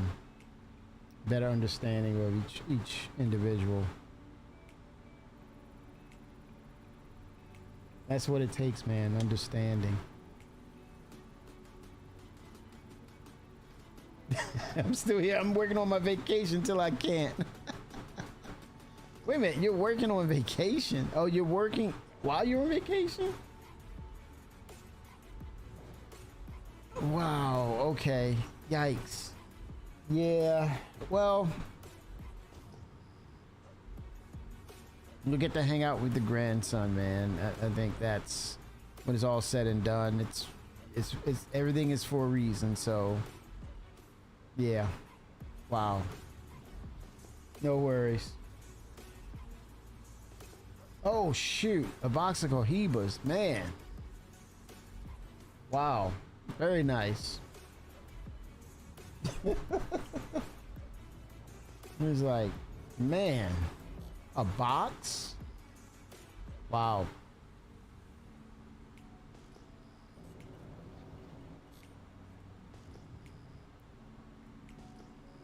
Yep, he's happy. He's like, man, the holidays are gonna be good.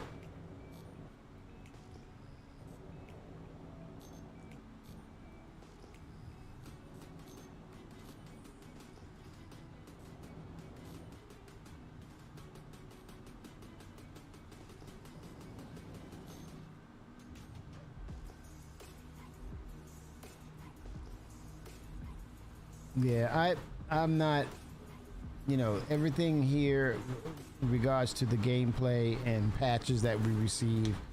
I'm not gonna really expect much. It wouldn't be fair to expect much. I'm just gonna know that I'm just gonna listen for word for what's going on with Squadron 42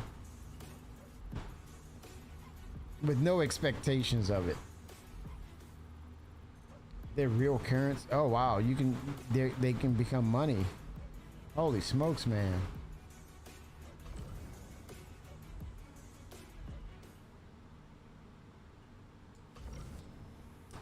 You can use them as money. Wow. That valuable. Okay, let me see average price of Cohibas. Gotta look, you got me looking now.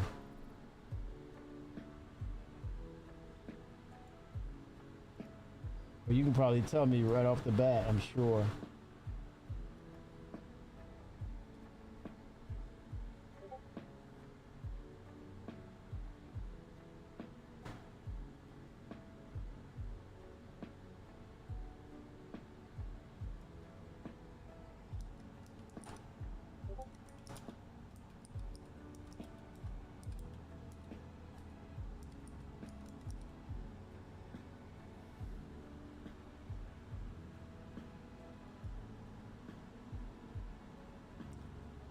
Yikes. It's gonna be between Status and Cloud. Ooh, yeah, because I'm looking at the average cost at between $20 to $100 per cigar. And that's specific, and that depends on the specific line and size. For example, Cohiba Bahique can range from 50 to 100, while the Cohiba Siglo series may be priced between 20 and 40. Prices can vary based on factors such as size, wrapper type, and market demand, so it's advisable to check with retailers for the most accurate pricing. Triple that in Canada.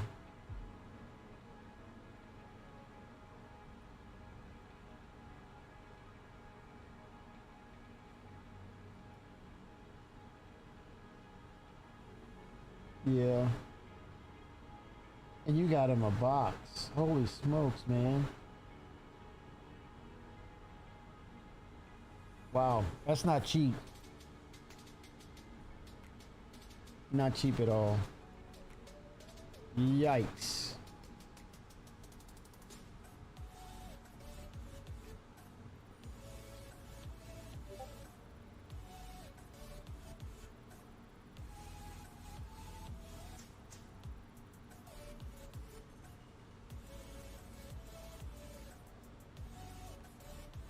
Cha-ching, man.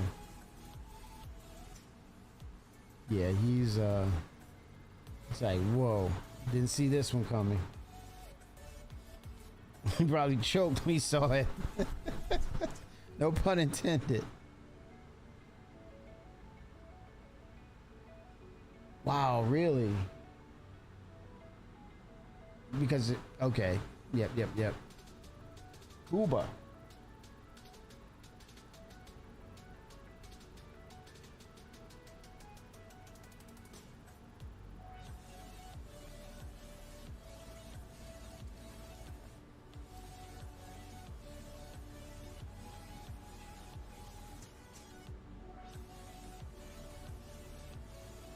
Markets: Cuba, Spain, and Austria. That was Arnold Schwarzenegger's thing. Arnold Schwarzenegger, man, that was his thing. He would have a cigar in his mouth. Oh, okay. That I see now. I see Austria.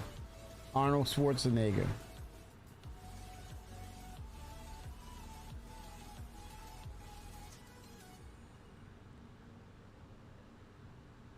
Where is my Cohiba? I want it now. That was a terrible Arnold Schwarzenegger. That was a terrible one.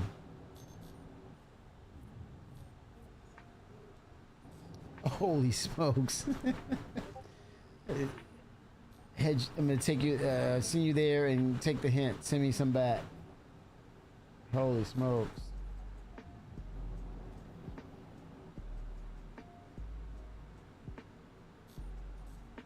Wow. So to have them in the States, it's like hush hush. Did it change? Let me see.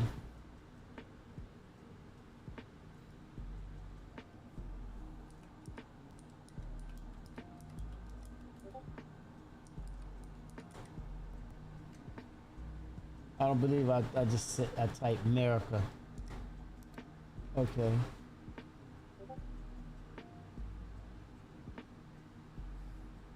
To this day, due to the Cuban trade embargo that has been placed since 1962, that means the U.S. consumers cannot legally purchase Cuban Cohiba cigars online or from local retailers. Additionally, there has been a legal battle over the Cohiba brand name in the U.S., which has further complicated the situation regarding the availability of these cigars. Therefore, while Cohiba cigars exist, the Cuban version remains illegal in the United States.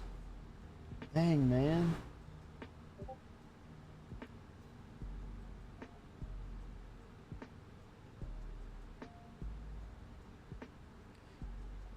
Can you buy Cuban cigars in Canada? No.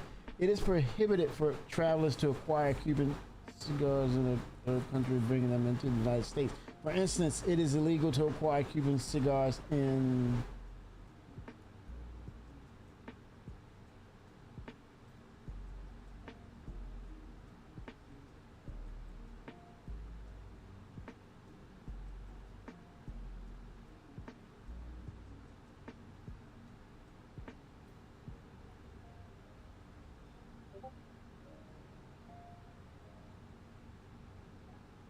oh.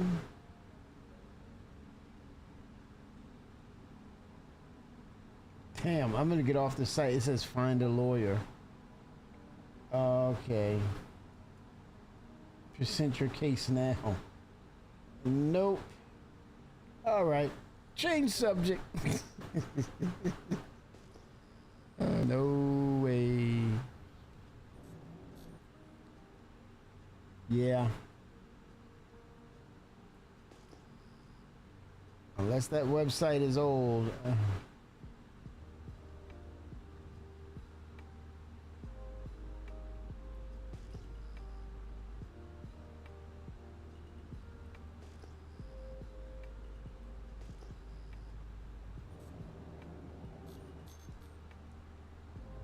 It's nuts, man.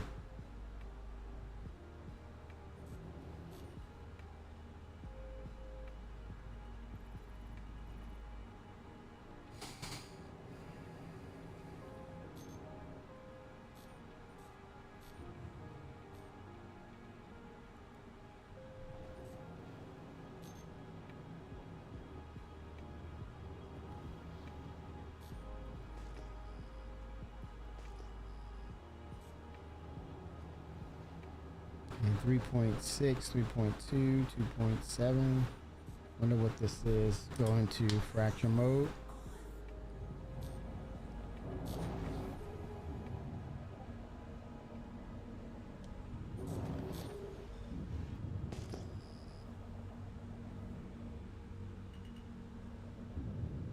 Okay, this is extraction only.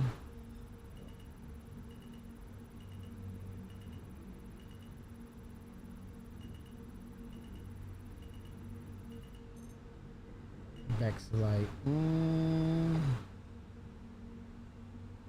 Why not? We'll take some Vex.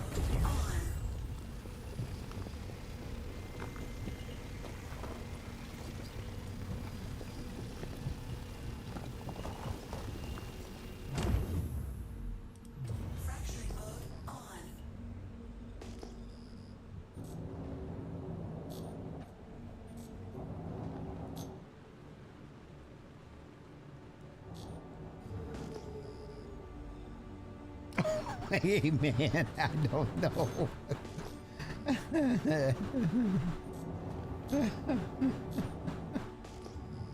Oh snap. I know nothing. I know nothing.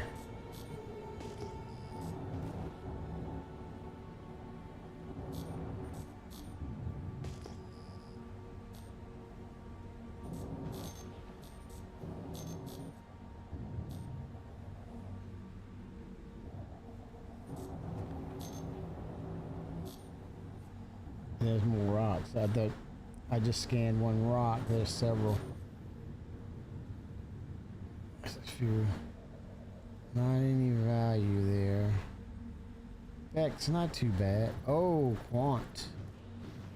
There's some quantanium there. Oh, it's a 40k rock.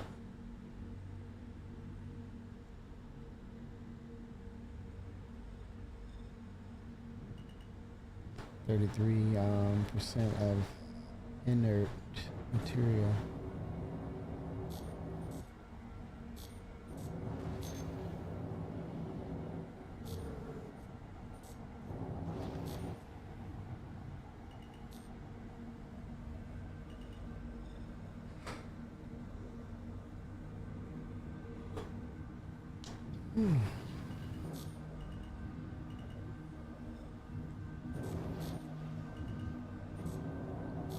All right, let's see here. I may be able to break that gold. It's at 20K. I might be pushing it. It's a possibility.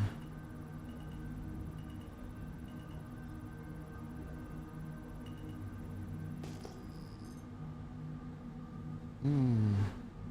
31% gold. Wow, look at the window. It's a sliver, man.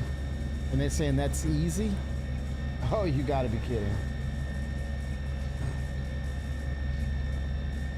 Oh, wow.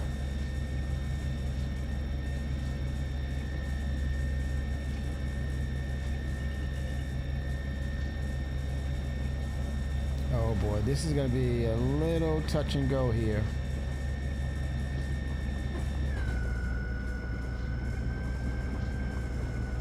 Instability 44.67%.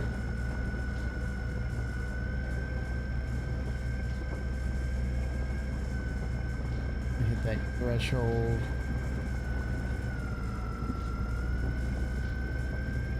Oh, there we go, there we go. It's gonna shake like crazy.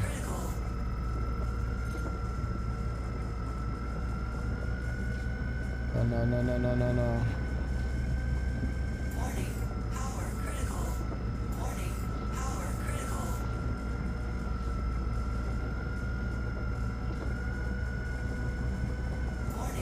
Back away. Shit.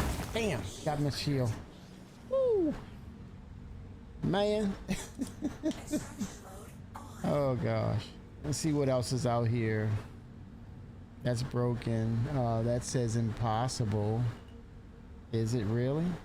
21K. A lot of gold in them there hills.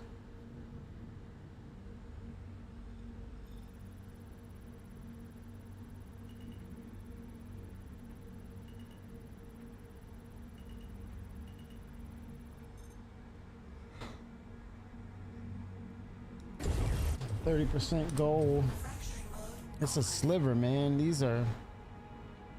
Let me see what else is out here. Gold is good though. Corundum, nope.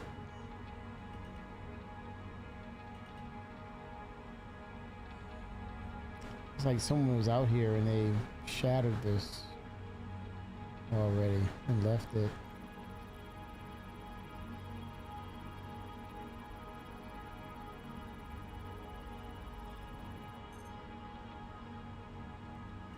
%45 gold. It's a little. I don't know.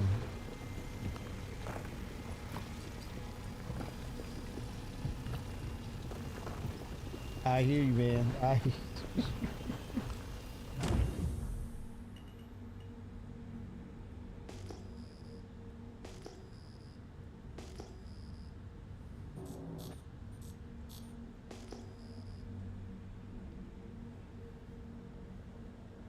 It's almost full now, so it's a lot of gold.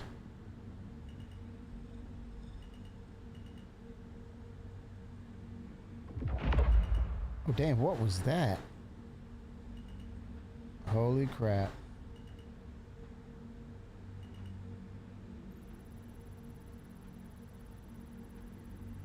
Something tells me I better hurry up. I didn't like that sound. Did you hear it? Holy smokes, man.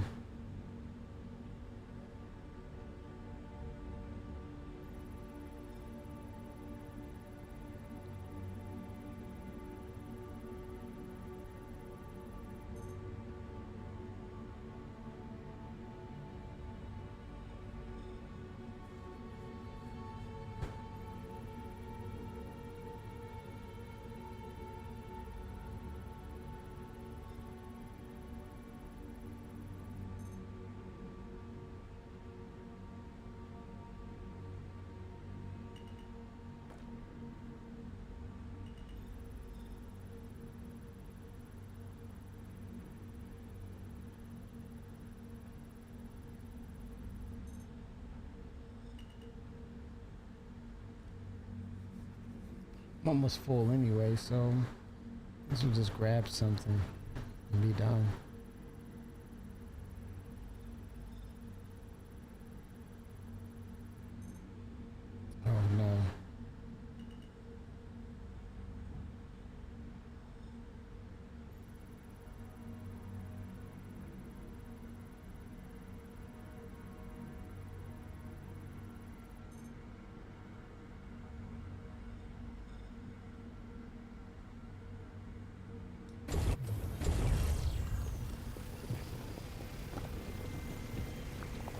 This will do it. Yep.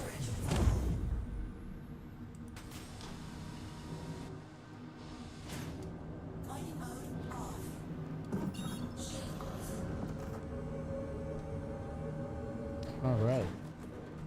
And back to the station.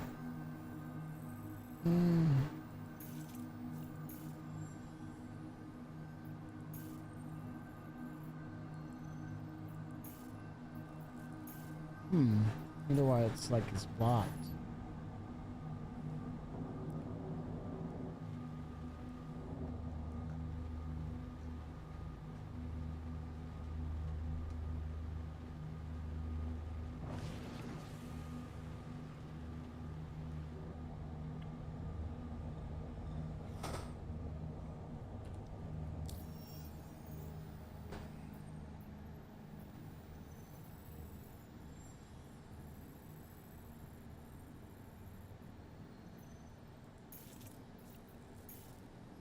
All right, I can now route to it.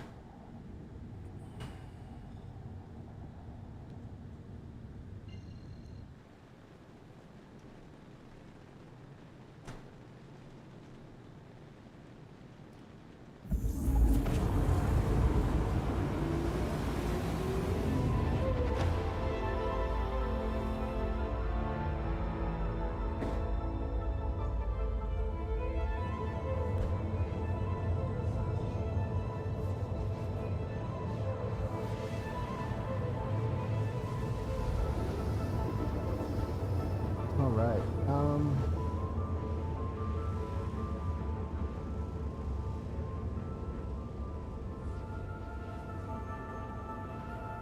Well, they recently had that Vulcan test, and for the most part, Vulcan seems to be stable.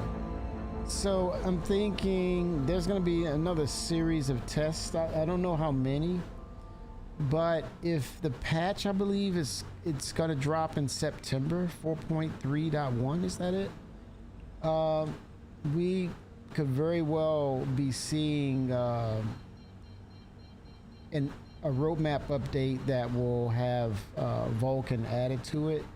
Now, that's my guess because they're doing the initial test right now. Will there be a wipe? I don't think so. No, I don't believe there's going to be a wipe involved. Not right now. I think if there's something major, I think yeah, I could see them doing a wipe to make sure that whatever needs to be fixed, it's not due to things that have accumulated in the game that have changed a lot, where they're digging down and looking on our side of the data. I think they want to get a baseline with a clean build as much as possible. So if that's the case, I would say what would qualify, or what update would be the qualifier for a server wipe? I would say it would have to be dynamic server meshing. There's no doubt about it. Vulcan, I think it's more about the hardware than anything else. And because those tests have shown that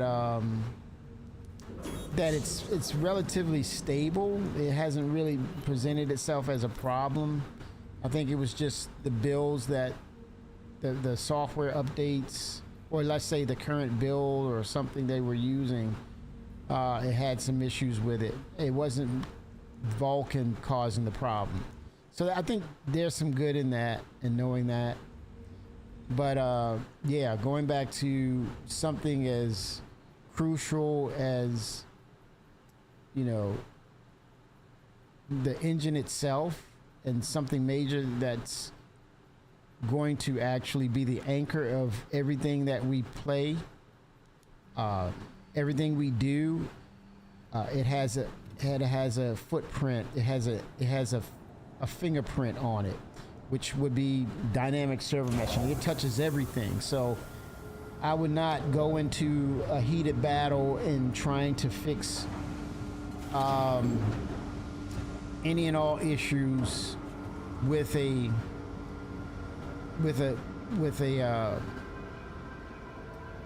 layer of software that we've been playing in and been doing all different things, and now you're looking at changing the whole footprint and the foundation of the game.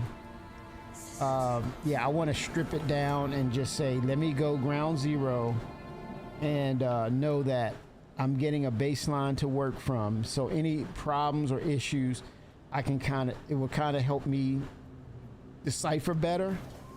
And so then I can pinpoint and say it's this, as opposed to, well, what's all this that, was being used and added, and I have to strip past those layers, so to speak. So yeah, I would say dynamic server meshing would be a qualifier. What other systems? What other parts? Planetary Tech 5. That's software. It's not data. But if it's data that, well, items, right? Features, items, that's not going to change. That has not much to do with Planetary Tech 5. So I don't see a wipe if they were announced that, hey, we're going to drop Planetary Tech 5 in. Now, let's say, but here's the funny thing. Let's say that they're going to add Nyx, and Nyx is a brand new system. Let's say they're working Planetary Tech 5 and, oh shit. Oh no, man. Hold on. Escape the menu. Damn, I fell through the freaking elevator. Are they listening to me? Damn. Oh crap. I hope a wipe is coming. The verse gets trashed during free fly.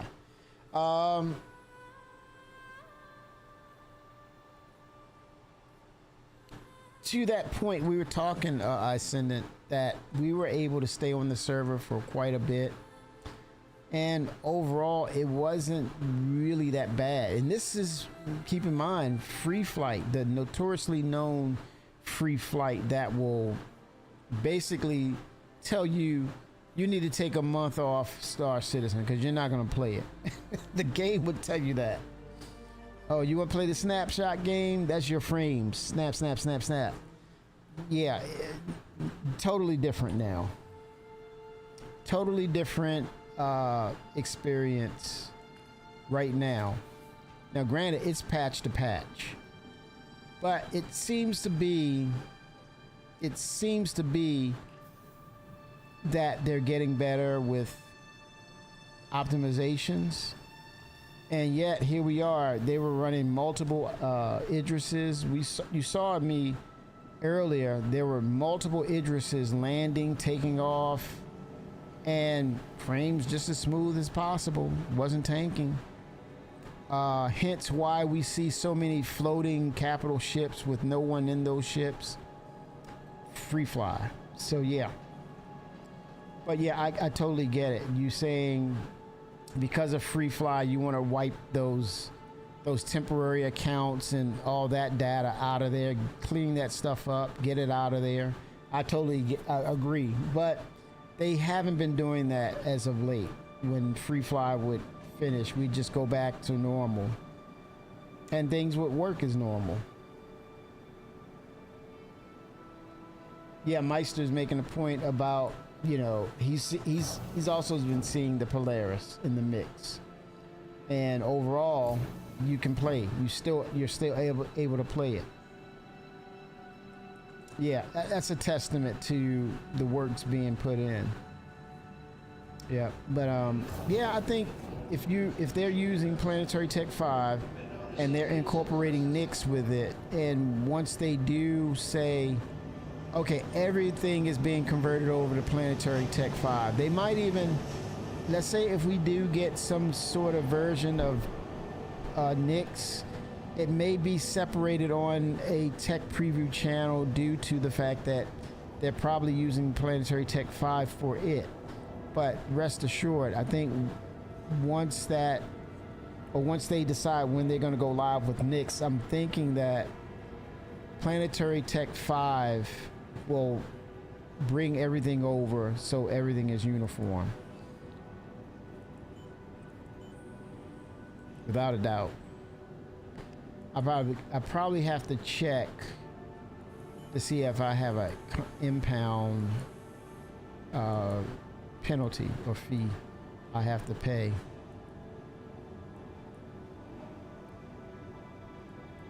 Nine hours, Dynex solventation. Let me check, see if I owe anything.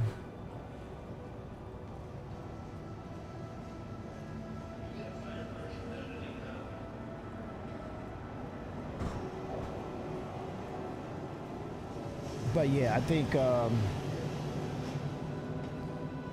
any and everything is subject to a wipe until we get to 1.0. And even then, let's say they introduce 1.0, they may have to come back and wipe again.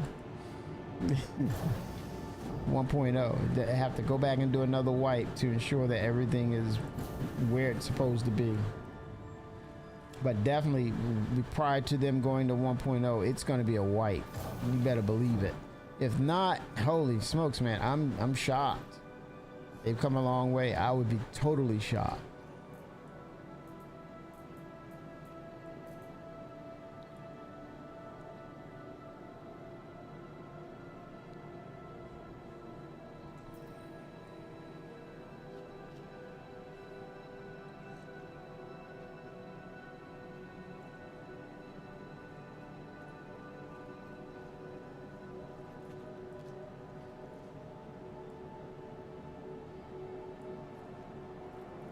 Oh, damn.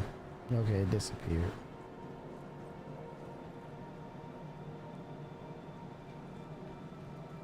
I gotta go to the, go upstairs to admin just to see if I have a... No, I shouldn't have an impound fee because I went through the... the elevator floor. I'm just checking just to be sure.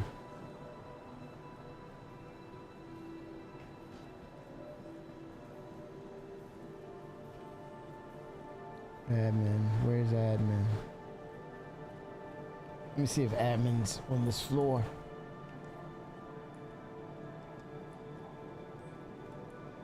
Uh-oh, interact mode, there we go. Ship weapons, admin, there we go. Stick a pin in it. Set route.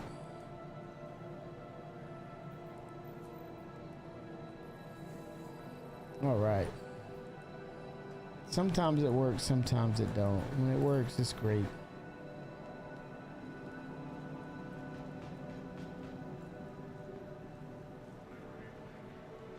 Downstairs.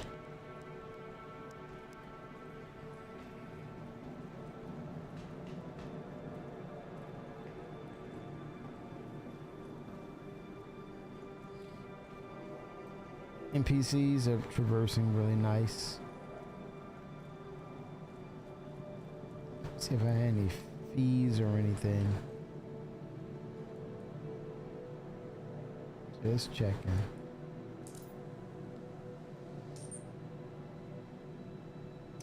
Yeah, some I've heard about that Ascendant, that, you know, I think WoW or what, oh no, it's what is that game? Something Part 2. It's not Halo. 07 Coffee. It's not Halo. It's what is that game? The shooter. They do server wipes on preset schedules.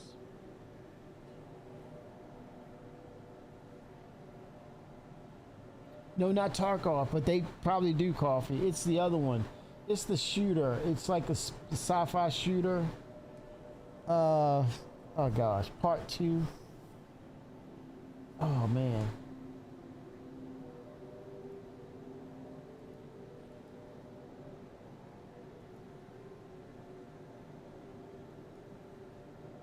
Oh boy.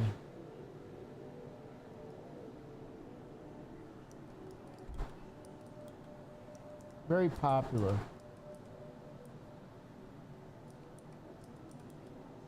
And it's online based. Now I gotta look it up. Destiny. Destiny 2 does it. Yeah, that's it. Destiny. Yeah, they do scheduled servers, server wipes. That keeps the health up. But see, that's the thing, Ascendant. This is the unique thing about Star Citizen. Supposedly, yeah, they could probably say, Kimmy, you totally got this wrong, dude. But Tarkov gets stupid just before white. People have so much loot. Oh my gosh.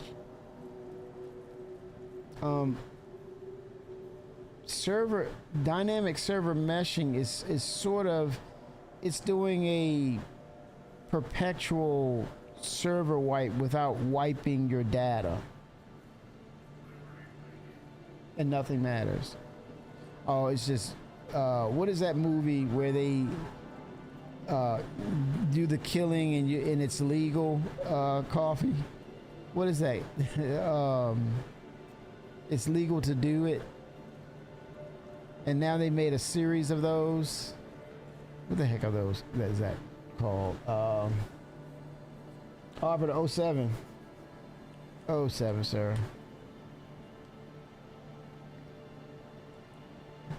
What is that? Oh my gosh, what is that movie called? The Purge. Yeah, it's basically Tarkov becomes the Purge. Basically. Yep, the Purge.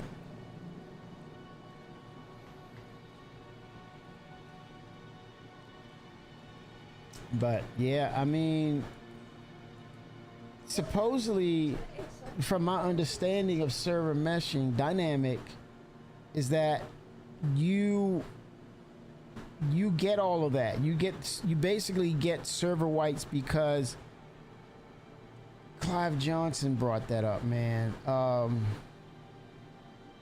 Let me see if I can bring him up, man. I wanna bring this up because maybe I'm far off the beaten path on this, but maybe I'm far off from the beaten path.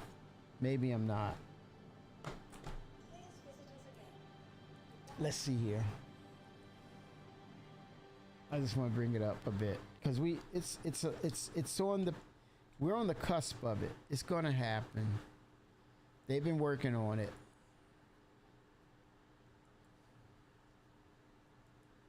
Hold on, let me cue it up.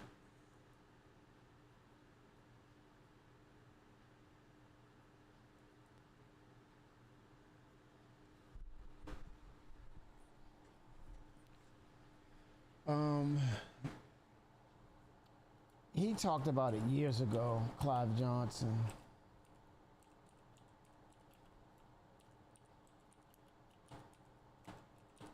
Yeah, a lot could have changed.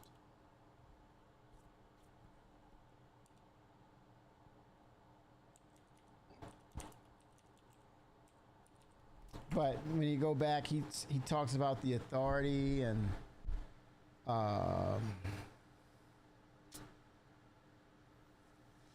but you know what? You know what brings it back into the true perspective? Let me take it to Benoit.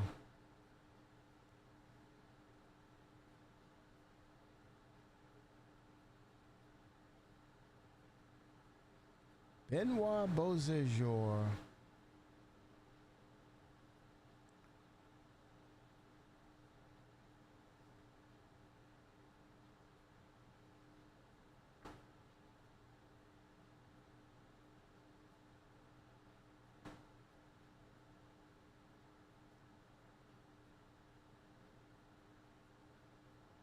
I want to bring it up.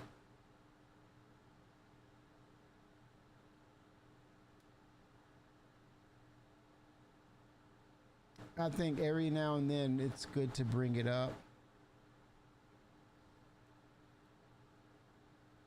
But I want it to come from the horse's mouth. There's so many videos on this, man. People just chiming in on it.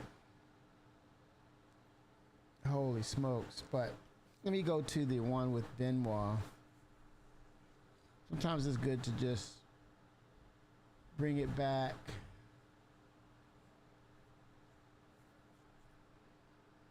Every now and then to refresh it. And that way when they introduce, finally we'll get to introduce it. Okay,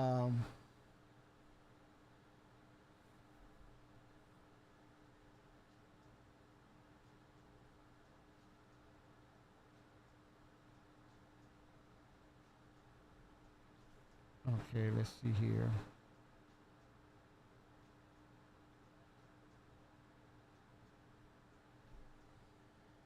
Let me just say his name. Is this it? Let me see. Hold on. Yeah, this is the video. This is a good one. This is coming right from CIG. And I don't think much has changed, or things have changed as much.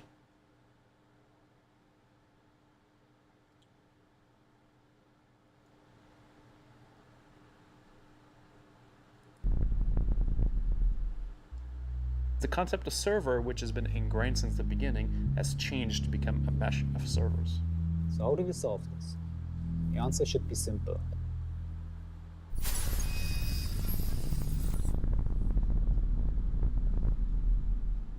Hi, my name is Paul Reindl and I'm the Director for Online Technology here at CIG.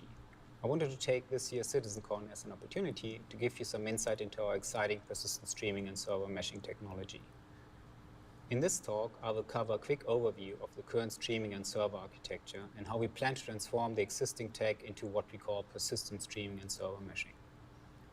I also have Benoit Beauséjour with me, who later in the talk will give you more insight into the graph database that is powering persistent streaming. Hey Ben, how's it going? Hi Paul, hi everybody. I'm super excited to share some of the details about what the game services team at Turbulent has been working on to support the efforts to build this technology and make it a reality for you guys. Cool, let's get started. This is a breakdown. Before we look into persistent streaming and server meshing and how this new technology will work, let's have a brief look at entity streaming and how our solar system is set up. Each solar system can be seen as one giant level containing every single object inside the solar system. From the sun to the Ventura rock, Stanton is one large map. Since this is a lot of data, the setup is split up into a hierarchy of nested object containers, which can be streamed in and out individually. If you look at an abstract view of Stanton, it all starts with one solar system root object container. This object container contains the sun, the planets, and the moons around each planet. Each of those locations then has its own object container, and if you take a closer look at a moon, you will find the entities placed around the moon inside this object container. For example, a space station orbiting the moon. This setup keeps repeating, and the space station could be set up via multiple rooms, each defined by its own object container. Additionally to the static hierarchy of object containers, there are also all the dynamic entities which bring the universe to life, NPCs, an interactive vending machine, and of course players and spaceships. Most of these entities are made of a hierarchy as well. For example, a player has his body, an undersuit, and armor attached to it, and they are all child entities of the player. The streaming system treats these mini hierarchies as streaming groups to make sure that an object like a spaceship is always streamed in as one unit. Loading the entirety of Stanton into memory and simulating every single entity would be very expensive, especially on the client, but also on a single server.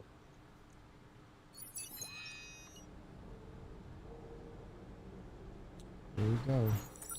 That's why we developed entity bind culling and object container streaming, which allows us to stream object containers and streaming groups individually. When the game server starts, all entities and object containers within the solar system are loaded into local memory of that game server. These entities are not streamed in, we just store the initial state in server memory. When a player connects, we create a so-called streaming bubble around that player, and object containers as well as streaming groups that are visible from the player's point of view are considered inside this bubble. Any object container that is inside the bubble will stream its content, And any streaming group within the bubble will also be streamed in on the server and then replicated to the client. Entities are considered inside the streaming bubble if their projected screen size on a virtual 1080p plane is larger than 5 pixels based on distance to the player. So while a large object like a moon will be considered inside the bubble from far away, a small object like a ship will only be considered inside when it's much closer to the player. When the player starts moving across the universe, entities that leave the streaming bubble will become unbound, and the replication layer will remove these entities from the client. Entities that enter the streaming bubble will get bound to the client, which causes the network layer to replicate these entities to the client, effectively streaming them in. We call this technique entity bind culling because streaming on the client is driven by the network layer, binding and unbinding entities. If entities are not in any client streaming bubble, so no players in their vicinity, these entities are also streamed out on the server. They go back into a dormant state where they are not simulated.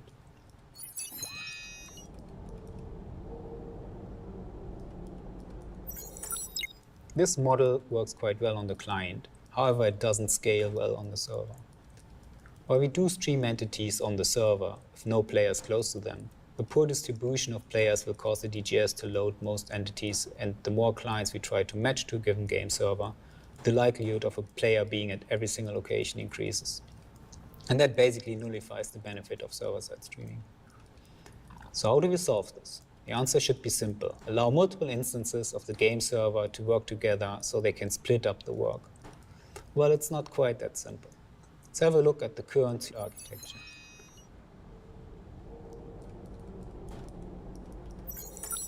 As of today, we have a traditional client-server architecture. One instance of a dedicated game server serves up to 50 clients. This is called instance, as the dedicated game server has its own instance view of the persistent universe. Once the server is full, we start a new server instance, which then serves additional 50 players. As we've seen before, when a DGS instance is created, it loads a unique version of the Stantum system into its local server's memory. Therefore, each dedicated game server instance has a unique copy of every single object that's part of Stanton. As these entities only exist in the memory of the game server when the instance is shut down, these entities are deleted.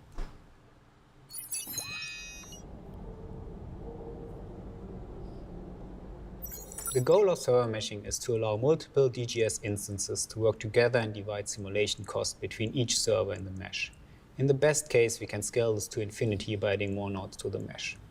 As we saw earlier, each server node stores the state of entities locally. If we want to mesh these servers together, we need to find an efficient way to synchronize state between each server. With our current architecture, depending on the vision of the simulation and the overlap, this would require a lot of synchronization points between each node.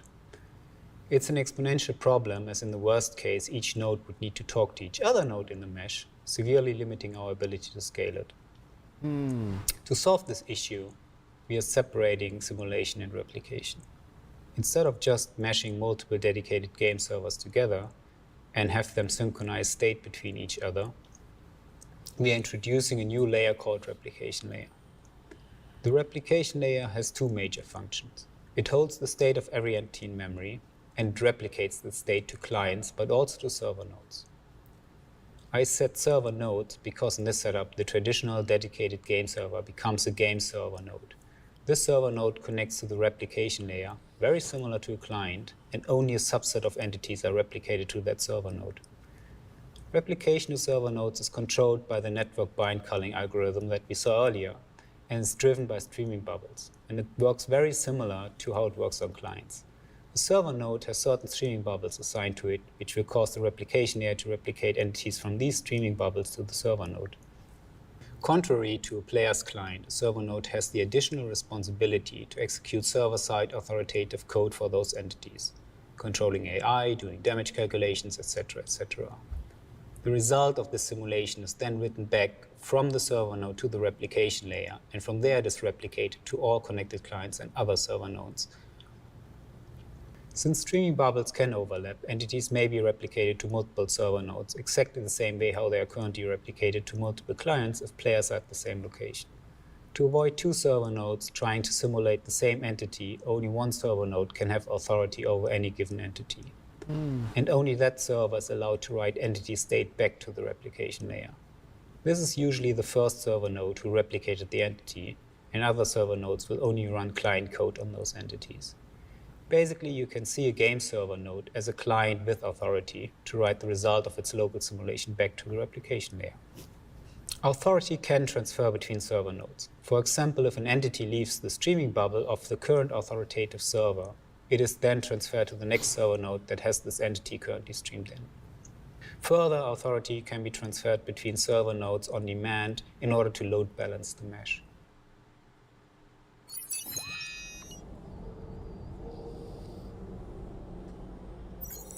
Since we now mesh multiple server instances together to simulate a shared state of the universe, we no longer call this instance, but instead we call it shard. A shard is still a unique version of the universe, and we still have multiple shards running in parallel. However, the server mesh will lift our current hard limit of 50 players, and it will enable us to steadily increase the number of players we can support within one shard. It will take some time, and in our first version of server meshing, we will still have a very similar situation as we have today, with quite a few shards running in parallel. However, this technology is going to enable us to start scaling the universe to become a true MMO experience. There are some fundamental differences between a shard and an instance, and for this we need to take a closer look at the replication layer and talk a little bit about persistent streaming. Previously, the entity state was held entirely in memory on the dedicated game server. And besides some selected persistent player items, all that state would be lost when the servers shut down or crashed. The replication layer is fundamentally different, as the entire state of the universe is stored within a graph database. We call this entity graph, and it's an evolution of the original iCache. When we create a new shard, the initial entity state of the universe is seeded into this database. This happens offline before we let player join the shard. When the shard comes online, the replication mesh caches the state from the entity graph. As players connect to the shard and as we start to spin up new server nodes, simulation begins and alters the state of the universe. The replication layer does not only replicate these state changes to connect players and server nodes, it also replicates the state into the entity graph. Since the entity graph is a persistent database, the state of the shard is never lost, and even if the shard is shut down, the state persists and can be resumed at a later time. Benoit is going to show you some more technical details about the entity graph. Thank you, Paul. Get ready for a deep dive into the entity graph persistence database.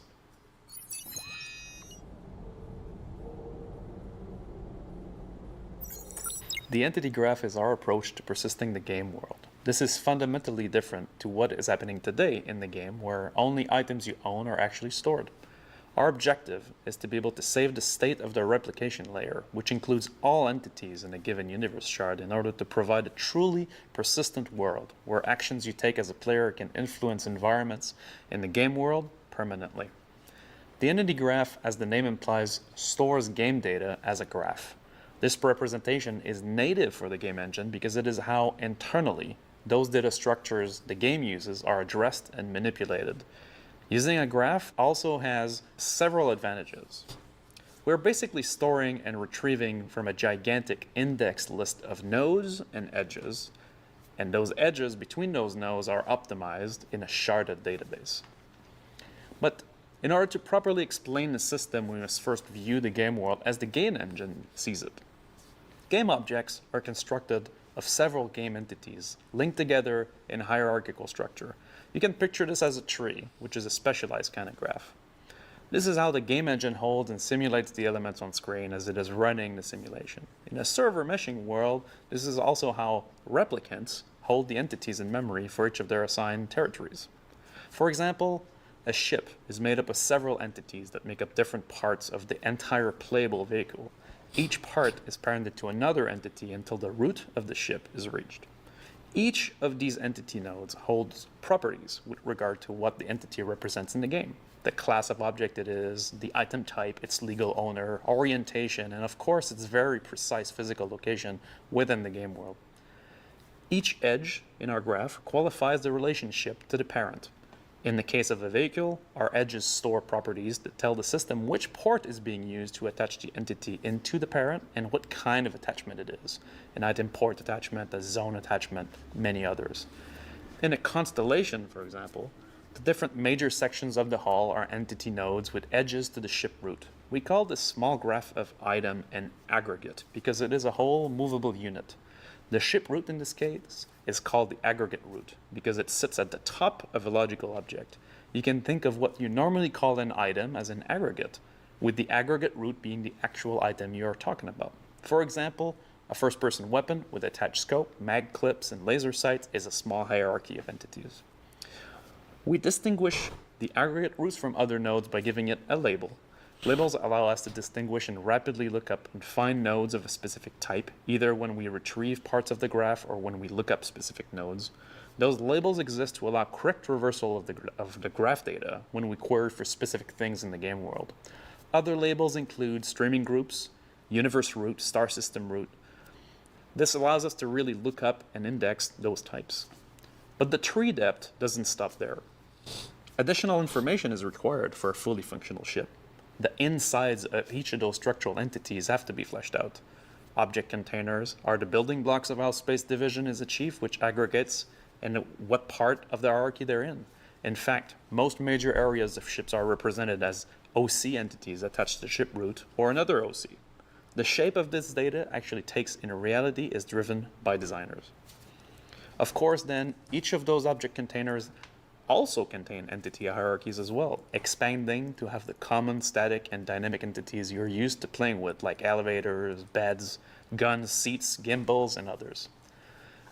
In addition to object containers that make up the structure of the ship, other aggregates can also be attached within the hierarchy of our ship. For example, a rover parked in the cargo bay of Arcani will be attached as a sub-aggregate attached to your ship's cargo grid. Same goes for turrets, which are changeable and themselves expose item ports, allowing guns to be mounted. For each of those entity nodes, a snapshot document is also stored. This document contains all the runtime values, the game components attached to those entities. This data is the dynamic part of the model where game developers can persist variables on any entity in the game world according to the rules of a game component. For example, damage state and health data are stored within the snapshot document of those ship entities. Storing and retrieving data in graph form really have some awesome properties. It's a native structure to the game engine, so it gets loaded rapidly. It's very simple and effective to serialize and transport because it's just a list of nodes and edges. There are optimized databases that we can use that allow us to fetch entities recursively in a traversal rapidly, and the data set can be sharded across multiple database instances reliably. One key element here and one big advantage of having a graph data is also that we can reduce writes. So in order to reduce that, all the hierarchical changes that we need to do can be minimized. For example, if we want to detach mutation command will detach an entity from the hierarchy. In this case, a single edge must be erased, which is a very inexpensive operation. A nice side effect of this is also that it's the same operation whether we're detaching a single entity or an entire aggregate. In both cases, the single edge must be erased in order to perform the detach.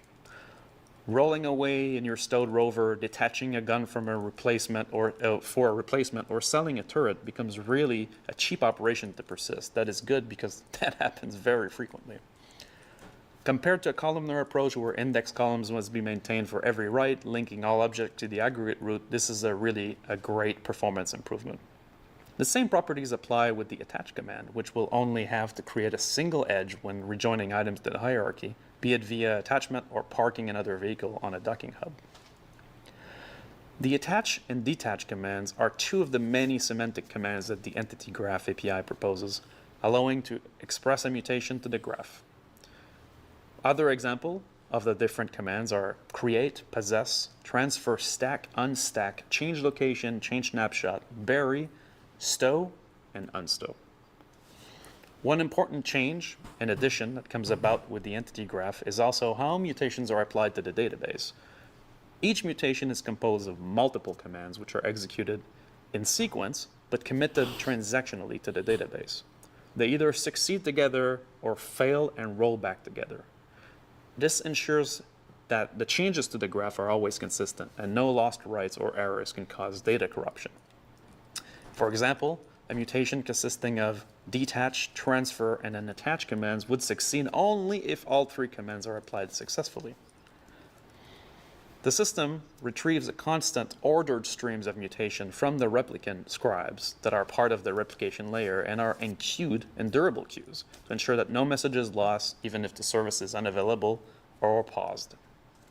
It's important to understand that the graph does not only cover your ships and items, but the entire game world is made up this way. Your ship is actually attached to the zone host location you travel in. Your playing character is attached to your ship seat when you are piloting it, just like planets are attached to their star system routes.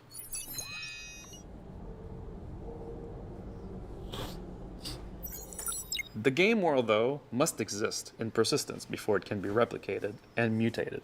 This is part of a process called seeding, where a new database is created by the replication layer. It is during that process that millions of entities are initially created in a sort of a big bang. At this stage, every object container, every minor or major entity from planets to doorknobs are inserted into the entity graph in their default state. That is, the state that the designers decided was the initial state of the world. This process goes down from the universe root to the star system root, and into the different areas and planets, into their landing zone, their buildings, their rooms, down to the smallest possible entity. There are multiple types of entities that are created during this process. First are unstreamable entities, which make up the skeleton of the universe. Those are entities you do not get to see, but are part of and always present on every worker node in the mesh. It is by looking up unstreamable entities that the game world is able to stream in the other types of entities into your client and into the server mesh. It is from those entities that others' entities bloom. Static entities make up the game world that you cannot interact with. Most map objects that make up buildings like the Hurston Tower, rooms and walls of hospitals, or the bar at G-Lock are all made up of static entities. And the last type is dynamic entities. These are entities that you as a player can manipulate. A bottle on a bar, a door in a level, a ship component, everything you interact with when you're playing the game. Of course, during seeding, all object containers are also seeded as part of this hierarchy and inform the shape of the loadable subgraphs. The seeding process takes a couple minutes to complete. Once created, this newly seeded database represents a full dimension of the universe and will now persist as it is modified by players. As you play the game and go about with your ship, your playing character entity moves from location to location, getting attached to new zones as you travel. Your player aggregate is itself part of the Jang graph, and your location and state are persisted by the replication layer scribes to the entity graph of your given territory. When you interact with dynamic objects and their properties change, the state of that entity will not persist until this instance of the database is undeployed. There are, in fact, multiple copies of the universe that are seeded at a given time. We call those shards. Each shard is a unique copy of the game world, complete with all of its entities and unique states. Think of it as an alternate universe. Dynamic entities that have been modified in each dimension will have different states. The bottle on the bar was moved, or the door was destroyed, might not be in the same state between shards. This technique is a way to gain scalability as our player base grows. A single shard can grow to host multiple millions of entities. Even if each shard database is itself clustered and can grow substantially past a single machine, there is a point where multiple clusters are needed. As you join the persistent universe, the matchmaking system is getting retooled in order to select the correct universe shard for you to play on, using multiple data points like your friend's location, your active party, your last game session, and or which shards still have items on it that you own. This is to ensure as much as possible that you end up on the same shard you expect to be as a player.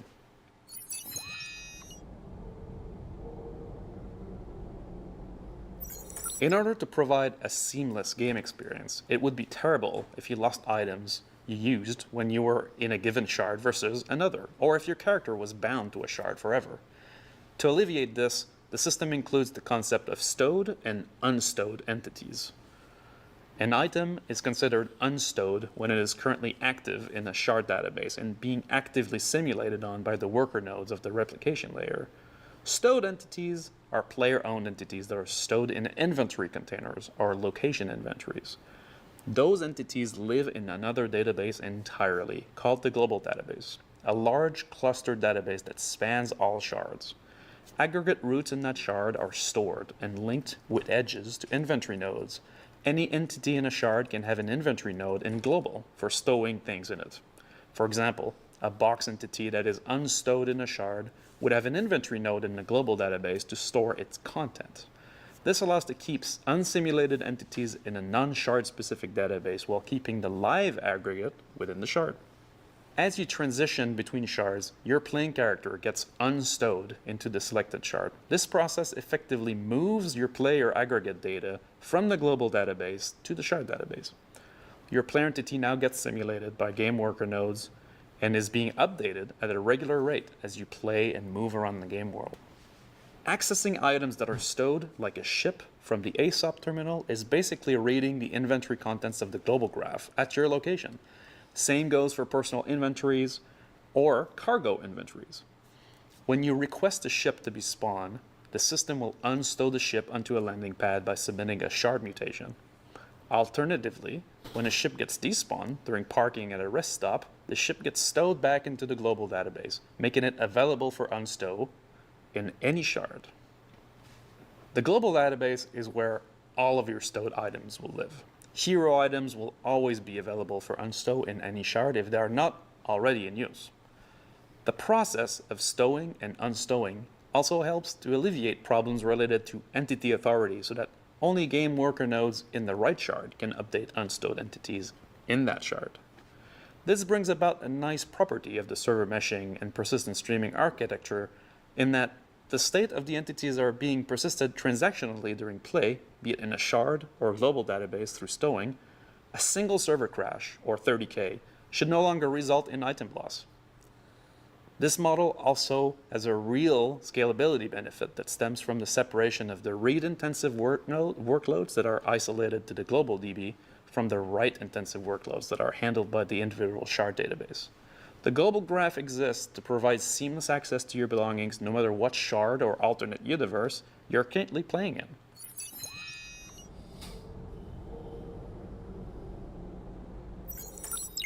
Okay, let's go back to Paul to learn about some of the benefits of the server meshing architecture. Yeah, the first benefit is obviously the advantage that we don't have this issue of synchronization between different server nodes. Each server node has one single connection to the replication layer, which is used to push and get updates for entities of interest. The second advantage is that the same streaming and replication logic that we already use for clients can be applied to servers, and that server nodes will only stream in a small area, which will greatly increase performance. It also allows us to increase resilience down the road. As long as a client is connected to the replication layer, the client stays connected even if the server node crashes. In this case, the simulation for an entity may be stopped for a moment, but as soon as a new server comes online, the simulation will just continue. While the underlying tech is close to completion, there are some upcoming challenges that we need to solve before we can give that into your hands. The first version of this technology will contain a static server mesh. Instead of the fully dynamic mesh that we saw earlier, the static mesh assigns server nodes to predefined sections of the solar system. This will reduce the amount of authority transfer that game code has to address in this first release. There will also be a lot of challenges for the game services and game feature teams. Or maybe Benoit can give a little bit more. Yeah, there are many parts of the game that are affected by this new server meshing architecture. So any gameplay features that has to rely on the concept of a server, right? Currently, when you connect to a game server, we know what match you're in. So to send messages and update to that server, we simply locate your active match and then send those messages out there. That concept needs to change because we now have a mesh to deal with. And so there are multiple game servers that need to receive this information. They need to be able to subscribe dynamically to it or unsubscribe dynamically to players transitioning through them. So you can imagine that this will affect things like missions that currently are spawned locally on the game server. These now need to be spawned globally within the shard and also persist their state. So all services that are attached to missions, whether it's the quantum system in the back end or the Quasar tools, need to now know about the concept of a shard. This also goes deep into like things that are mechanical, like getting global chat to work on a server. That concept now needs to be extended to the shard, where this will probably push us to implement this as a location-based chat, for example. And so many teams in the company now need to change their feature to take into account the meshing technology that's behind it, because the concept of server, which has been ingrained since the beginning, has changed to become a mesh of servers. Yeah, exactly. So I also want to shout out to the network team who's working on the replication layer and the bind culling, as well as the persistent tech team who's working on the entity and object container streaming. And as Benoit said, also all the other teams that work on gameplay features or gameplay services that are affected by this new technology. There are a lot of devs working on this, and we are very excited to push on this new technology. Thank you for your time. That's it. Now you see those global missions? It makes sense now. It makes sense. They are testing dynamic server meshing. You're like, what? Yep. The Onyx missions, the Stanton Microtech missions, all of those missions, those marathon campaign-based missions that we're doing globally, and hello, Free Fly, that is player concurrency Free Fly, and how's that treating us right now? Arbiter, I never brought your name up, but I'm gonna bring your name up. And you know why? Because you spoke truth. You couldn't play the damn game, man. He said, there's this CIG. I can't get in the damn game. I'm gone for 2 weeks. What's changed? A lot has changed since then.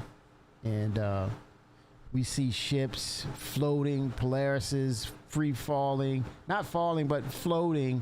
No one's in it because it's Free Fly, but yet we were able to get on these servers, play these events. Some hiccups, yeah, we know that, but we see now that what's at fault is the coding has to be cleaned up. They have the architecture that will support it.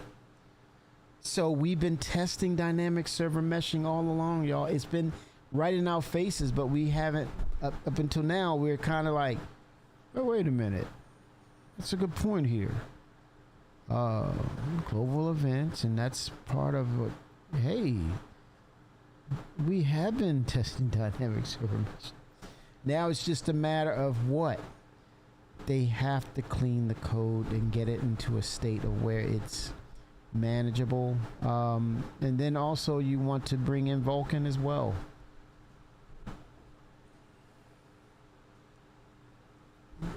CIG will become rich with dynamic server meshing. Banks, Wall Streets, they want that tech.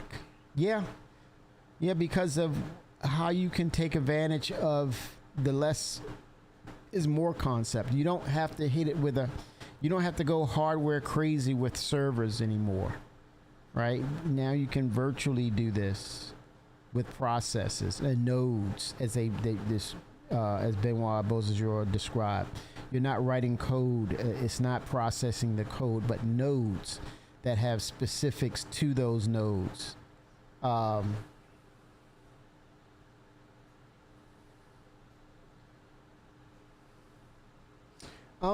It's one of those things, Captain Steve, is you if you have specific instruction sets and you can turn those into, like you said, nodes of simple instructions, yeah, it's possible, right? Certain things will stay static, certain things will stay dynamic. Now, case point, the latest scuttlebutt that you've heard was that it's official, it's legal, but they said that, you know, there's a huge portion of Turbulent that is Montreal, CIG Montreal, right? And there's a small part that is still Turbulent, and then they are collectively working together as two entities, almost like an LLC, but not quite. I don't know that part of it, but they have investments within each other. But did you not hear that what the actual Turbulent branch is working on is they're actually working on websites for banks? Yeah. So if anyone that can make it work Turbulent and CIG Montreal. So their interests are intertwined. There's a synergy between their interests of what they can do. They would be the leading experts to determine that. So yeah, they're literally said that they're working. Turbulent is working on a database for a bank in Canada, I believe. So there you have it. So the technology can branch out into other aspects potentially. Whereas, Chris is adamant about, hey, look, man, I'm not looking to do a, monthly subscription with my game because I'm truly a gamer. Yeah, I made movies, I made games in the past, but I'm still that guy. So, I mean, yeah, we've been testing it. We've been actually testing it in all these different aspects. And I think when we seen the cases of no, I'm gonna take a nap. I'm closing it out. I'll be honest. I gotta get some food. I know that much. I only had breakfast today. I gotta get some food, and I think I'm gonna get some rest. I do, but there's this entirety of the weekend and Labor Day. I want to get up. I gotta take my car in for service tomorrow, but I want to get in early. If you guys are up for the Onyx mission, I want to continue that. I'm at 55K with those missions. I want to continue them, and I want that gun. Vickers got my gun. No, he knew what that gun was, and I saw it. I said, man, I gotta have that gun. You just closed out the cargo haul, and how was that? Thanks for testing dynamic server meshing, Captain Steve. There's the situation. DEFCON 1. It's just to say, y'all, that's taken over years. The Quartz SMG, Vic, thank you so much, brother. Thanks for letting me know that. I gotta have it, dude. Gotta hook me up. They did say that the coding would take would take some time, and as we've seen it with Free Fly, with missions, now that you heard them talk about AI in there. I don't know if you heard this, but with that Vulcan test, the build was holding things up, but what they really wanted to focus on, not so much of Vulcan, because Vulcan was really stable, but they wanted us to, they wanted to test the NPC AI, and what did you did hear that with Benoit. So it's live long and prosper. So we're getting into now the spinning of this major change. I feel it's on the cusp of things are starting to take place, that things are coming to fruition, but it's been a long road because it's taken all those tests to get us in there, and guess what, to their point of what they've been doing, guess what, you've seen this, more and more people are getting into the game, and yet we're not saying this. Why aren't the servers not holding? Why are not the servers burning up and crashing?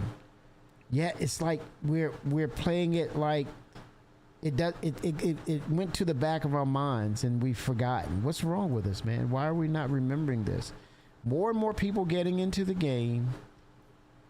We went from, not so long ago, from 50 to 100, but damn, man, 600. And it's sweet, right?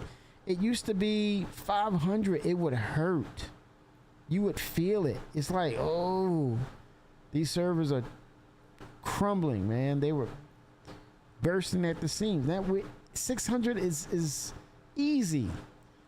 And then on top of that, you see the volumes of ships that are capital size in game, right? And now you're starting to see the volumes of NPCs on ground coming out of the woodwork on us, and they're kind of, yeah, there's some AI issues of they're pointing the wrong way, but you're understanding and you're feeling the flow of them, that they are challenging, that we, and this is what I want to, was we get into this, man, I need us to stay closely, tightly together, because we're finding out now as we venture further apart, we notice we've been dropping, and then we're calling for medic. We need to get help, or we need to stay tighter in how we approach this now, because we're finding that it's taking, what we're doing is we're taking too long. And here's the context of what I'm saying. They've scaled these missions up in, well, let's say they've layered these missions. Now you're running the gamut now. You're running a marathon. And what I've been hearing lately from you all, man, this is a grind. These missions are a grind. And I'm like, oh, well, I finally finished, man. I finally finished. And I'm like, when did that start happening? When did that start becoming a thing? Now we're grinding. Wait a minute. You mean to tell me you're playing the game? You're playing, right? You're playing the game, the grind. Yeah, man, I'm putting in work, man. I'm putting in work. I'm like, oh, you're playing it now, huh? Is that what it is? Okay. We're playing the game. Yes, you're playing the game. Why is that? You know. Now, knock, knock, knock. Hello. Yes. It's so, we gotta be careful of being so far in the rabbit hole in what's wrong. We gotta push back and have that clarity of like, yeah, we're starting. Wait a minute. Yeah, you're making good points here, dude. Yeah, eyes up, heads on the swivel, but keep a tight radius within each other. So if one goes down, we're within a few boots away, as opposed to down the corner, up the steps, or down the steps around the corner. And then here comes the waves sitting behind or in cover, waiting to ambush us. That's what we're running into, Arbiter. And I would say, what's wrong with staying in a tight radius? And this is the epiphany I had of this too. I know it's a video game, but for people to watch it, it's really cool to see it play out as though it's simulated. Work with me, man. Ride with me here. It's really cool to see it play out as a movie, because that's kind of like the theory or the anthem of Squadron 42. And let's put it in context. I'll use the analogy of Aliens, right? Perfect example. The Marines came in, guns blazing. Yeah, we'll kick ass, man. Yeah. Let's go. And they were dying in sections of that damn space station, or that base. They were over here. You had a couple there. That guy, and they were all over the freaking place. And that's the perfect analogy of the movie Aliens, and how I want to move away from that kind of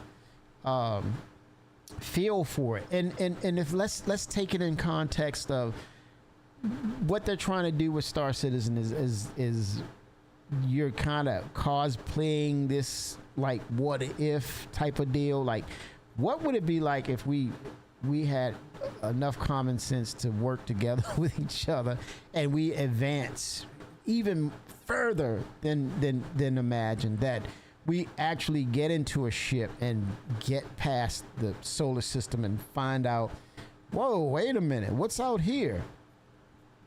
We're not gonna be running off in these places like, I'm gonna go check it out. No, we're gonna be like, hey man, you stay close, right? We stay close. We pace this thing. That's how you would play it out in real life. I would love to see that. But the other side of that is, people watching it, it looks cool, man. It looks like it's a movie or something, right? Albert says it's intense. Worm mission is also very intense. The organization is key.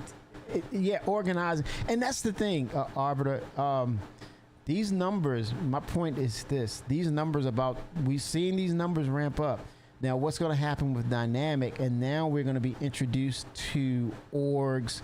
We're going to be introduced to party crashers. I call them party crashers. We're kind of seeing a little bit of that now, but you may have to engage while engaging through the mission, which is a very different dynamic with an MMO. I mean, in the sense of a raid is everybody jump in, but let's say you're in a situation like you're saying with the worm.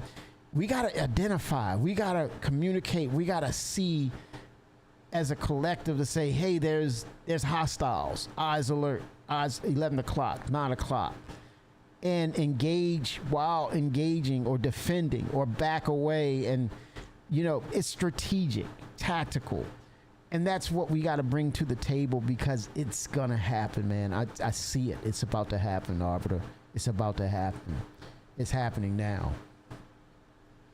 But, dude, I want to play, but I'm freaking tired. I've been tired. I want to get some rest. But please be available. I don't know if I'm going to get up tonight and take a nap, but please, guys, be available.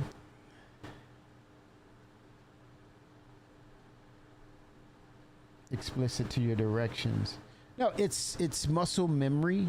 I think it's just buying in on the narrative and applying the common sense to it and the approach of we're simulating it. I think, Fenrir. Some people don't need it. Some people it needs to be reiterated, unfortunately. But it's just not to be under the assumption, right? But it's just to say, let's make it happen. That's all. And just say, let's see it in this light. Let's try it that way, as opposed to a free-for-all, because I think the storm's coming. And I think the player counts are going to exponentially escalate or climb, increase, as well as the intelligence of the NPCs. It's going to get to a point where you won't know in regards to how lethal, well, let's say NPCs being as lethal as practiced and organized squad members and orgs walking through encasing places and doing an op. It's gonna, those variables are gonna be almost in a synchronous on a synchronous level. When you talk about when they really start dialing in these NPCs, you're not gonna be running off. We're not gonna be separated as much. We're gonna be in a collective cluster and sweep and clear and acknowledge and communicate, because then it's gonna be at a point. Dude, I was looking in the room and I had multiple times that a sniper had me dead to right, and one literally pulled the trigger, and I was like, yikes. I saw it like it was like in slow motion. I kid you not. And I said, wait a minute. This isn't just a coincidence. It's not. So how do you know this? What are you using as evidence or proof of what you're saying? I don't understand. What do you have as proof when I'm watching and I'm seeing what they're doing and I'm seeing instances of it happen, but not consistently, but I'm seeing it and they're practicing it, and this is the first time we've actually seen game development on this level, period, if any at all. I mean, it's like in the culinary world, you have chefs, you have bakers. It's a huge world, but it's all under the same umbrella, and there's specific disciplines. But yeah, this is the first time any of us outside of a developer has had experience developing. Well, yeah, I mean, it's a choice. So, but I'm not forcing anything on anyone. But I'd rather play it that way. which is a choice.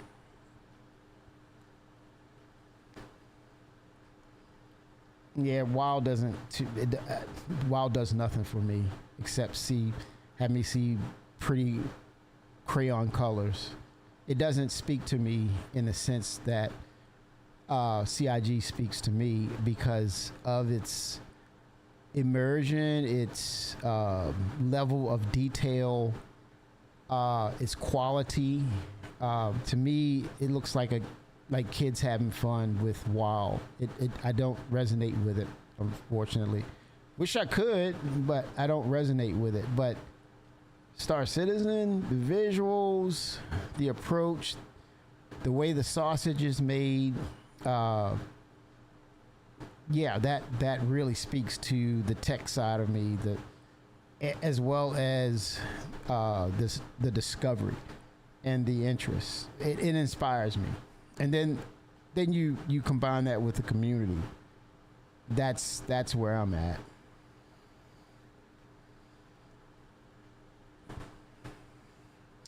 And like you said, people participate in the RP. That's why we have so many different games for different genres, and it's nothing wrong with that.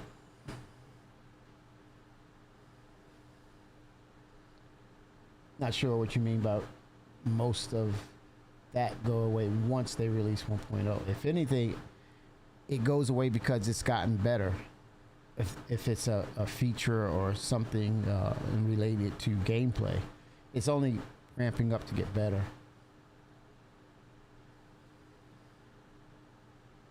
I mean, open development.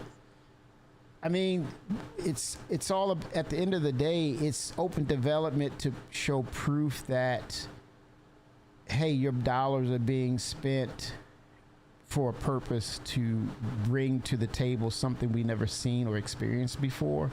And I think once they get to that platform of 1.0, then proof is, what's that saying? Proof is in the pudding. Then they don't need to do that anymore. Then it's just off to just being a closed door publishing, development software company, because then they've made that goal of saying, we've kickstarted. Now we're a platform. And I think that's fair because we played the hell out of this since, I don't know, 2014 or so, or the concept was in our heads. But I don't think they need to keep everything open and open and open all the time. Once they get to a platform of release, it's fair to say, just keep doing what you're doing. And I think it comes down to the choice of, do you want to back it, or do you want to say, hey, sell me those ships, I'll take them off your hands, or I'm going to hold on to my ships, and when I see something else a major leap, go for it. But I think people are just going to play it. And generally speaking, they're just going to continue to play.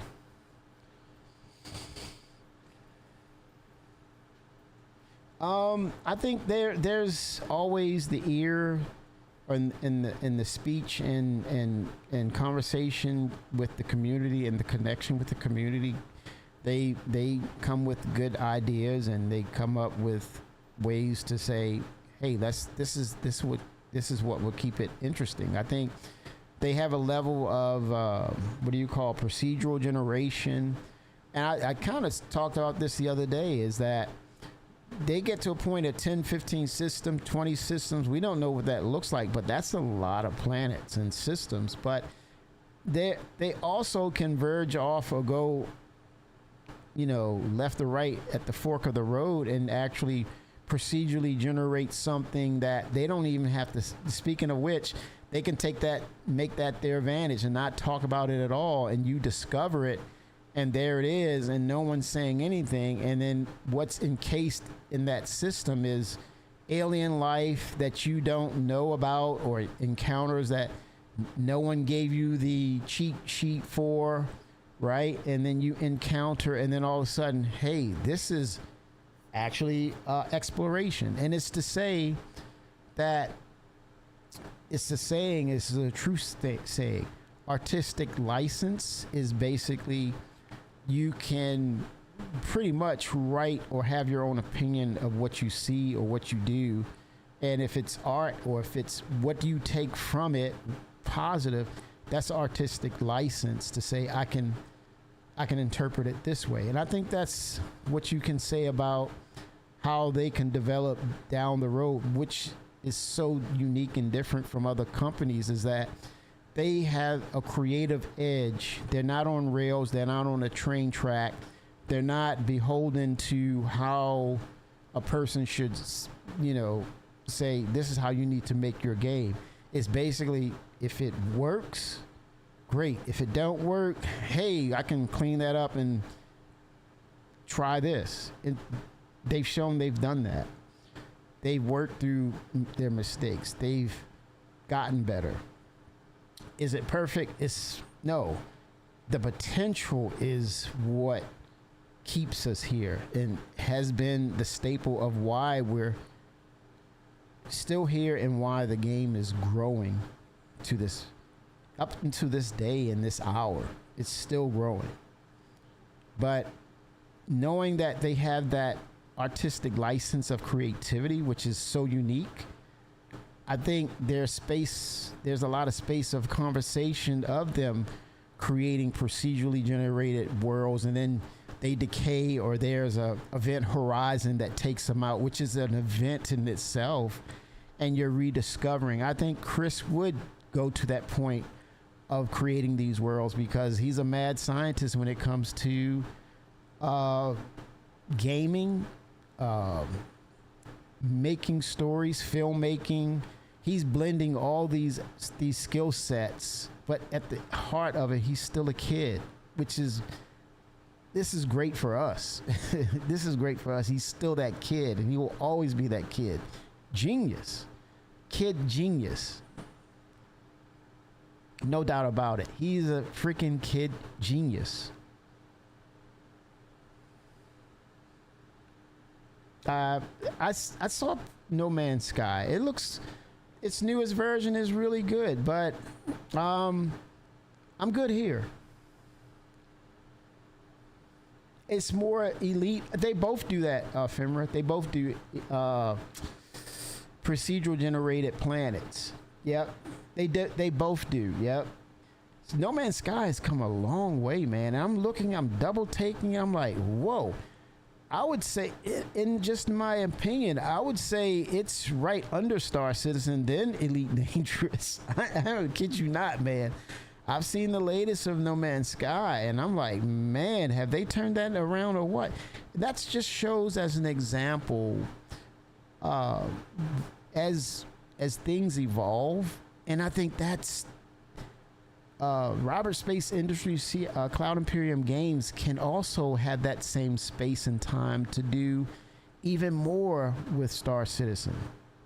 Just what No Man's Sky has done, they can do it on a totally different level. But no, I haven't played them either, but there's another game of theirs too that they're coming out with, No Man's Sky. It's like this planet is like one giant world. It's fantasy based, and to me, if I compare that with WoW, that blows WoW away as far as visuals. Now, I don't know about gameplay, but the visuals, wow. And again, that's just my taste. That's just my opinion. It doesn't make it gospel. It doesn't. But yeah, man, I think we've been testing Dynamic. I think now it's just them tweaking the code and getting everything right and putting everything in order to where it needs to be. But I think there's going to be some interesting things. But I talked about this earlier today. We gotta, speaking about tapering our expectations. 2-hour show that only says they are working on Squadron 42. No matter how we feel about where they should be with the persistent universe, they are working on Squadron 42. Hence why it's a 2-hour show. So we shouldn't get ourselves set up for disappointment because they're working on Squadron 42. That's what we have to cement in our minds and our expectations and these hopes of, well, you know, and this is me talking to me. Man, I want to see dynamic server meshing. I want to see NICs. We getting the ironclad. They're working on Squadron 42. That's it. Gameplay is more important than visuals, in my opinion. That's why WoW has felt so good for so long. The base gameplay is rock solid. I don't dismiss that. I've seen the Nintendo outshine a lot of so-called great PC games, and based on its gameplay and functionality, there's something to be said about both aspects, and one can't go without the other. That's just to say. And when one lacks the other, it shows, and it's evident, it's obvious, right? Because of late, this is why we have a Cloud Imperium games. We've been seeing way too many games that have these beautiful visuals and were so one-dimensional in its gameplay that the Nintendo 8-bit could beat that out. And it's like the industry just got caught up in this, the graphics, the fidelity, and it was just limp on release day.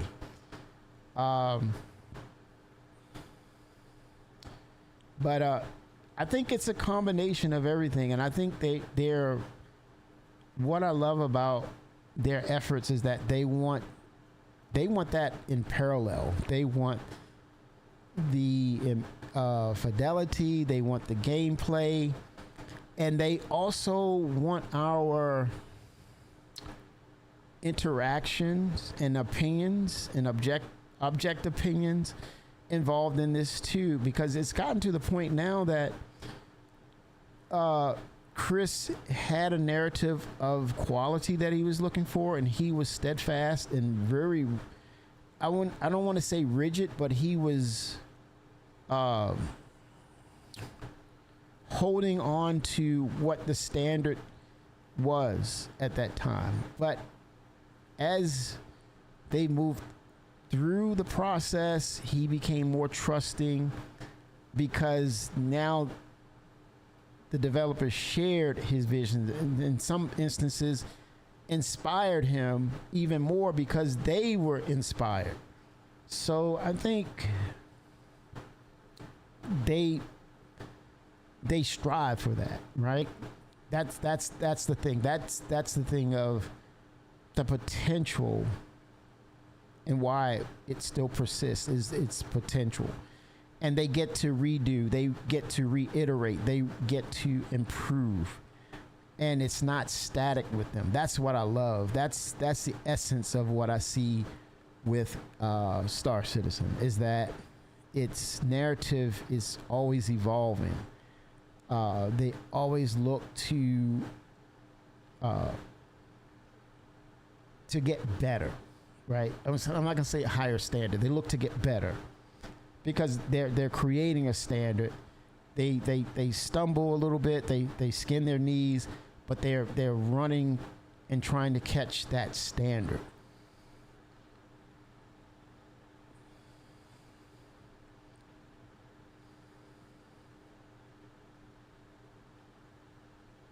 Yeah, I think Star Citizen is more than just an MMO, and I think to box them in as an MMO, I think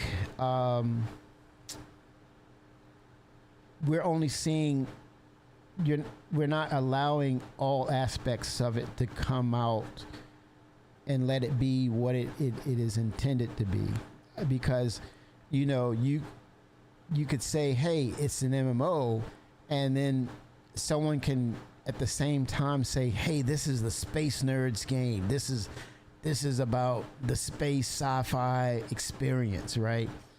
Some could say, man, this is about the space flight sim for the very first time. A space flight sim gives you dual stick precision flying, And then another one said, this is about the true exploration, ultimate game for PC, to be able to seamlessly travel to different worlds. So you have a context that is a part of what Star Citizen is, but it doesn't culminate to what it is in its totality. No. A portion that you're able to reflect and give your opinion, and then it's a collective of that. And I think that's a beautiful thing, but it's not the all and end all in that kaleidoscope or that universe, as Chris described it as. It used to be the best damn space sim ever, and then he himself evolved it to the best damn, what is it, chat? The best damn space sim universe, or universe sim. He went universal with it. He went best damn space universe instead of a space sim. He encompassed it. But it's so many things. And to say it's still on the table of becoming an MMO. It's still pushing forward to become an MMO. We're still waiting for the dynamic server meshing, but we're actually testing it.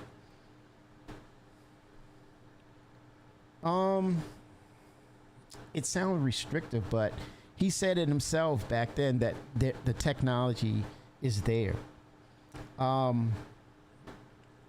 wouldn't bank against him to say that it's not when we keep seeing improvements.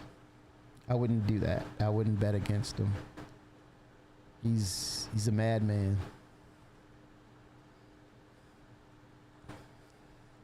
But they're finding alternatives. Like we just saw the video that there's bind culling, there's sharding. They're dissecting it down to fractional pieces. They're going into the microcosm of it.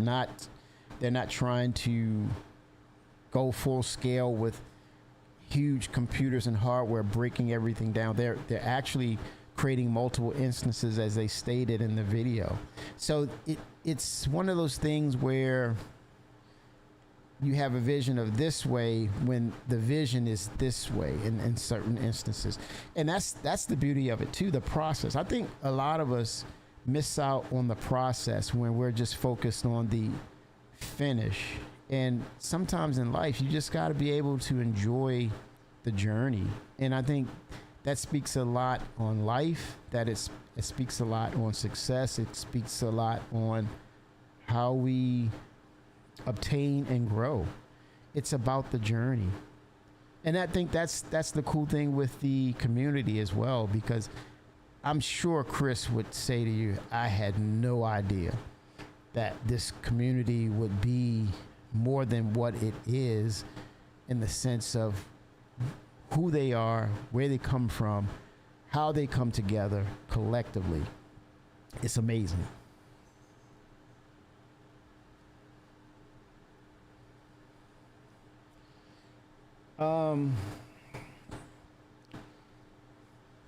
Well, they talked about shards. They talked about, Benoit mentioned that it's coding versus nodes, right? He said the nodes is the future.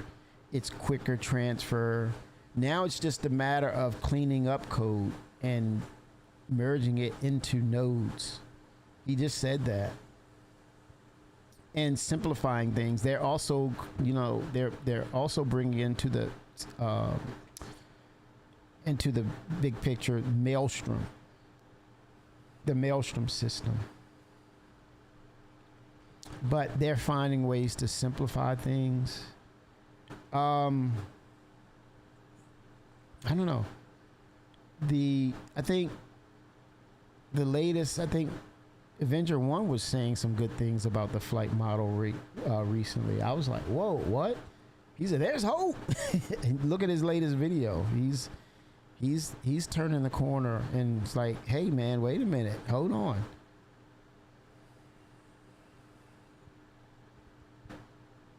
Yeah, I mean, Benoit, Beausejour, I don't debate you what you've learned, but I like what this dude is doing.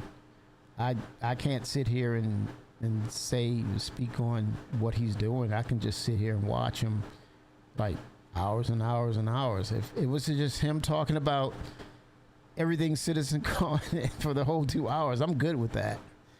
I have no problem with Benoit Beausejour. I think he's moving the needle to the right without a doubt. I think I can't sit here and criticize what he's doing. I can just bask in greatness, man, and see that this is a genius knowing another genius, and geniuses is working together. I'm like, holy smokes, this is awesome.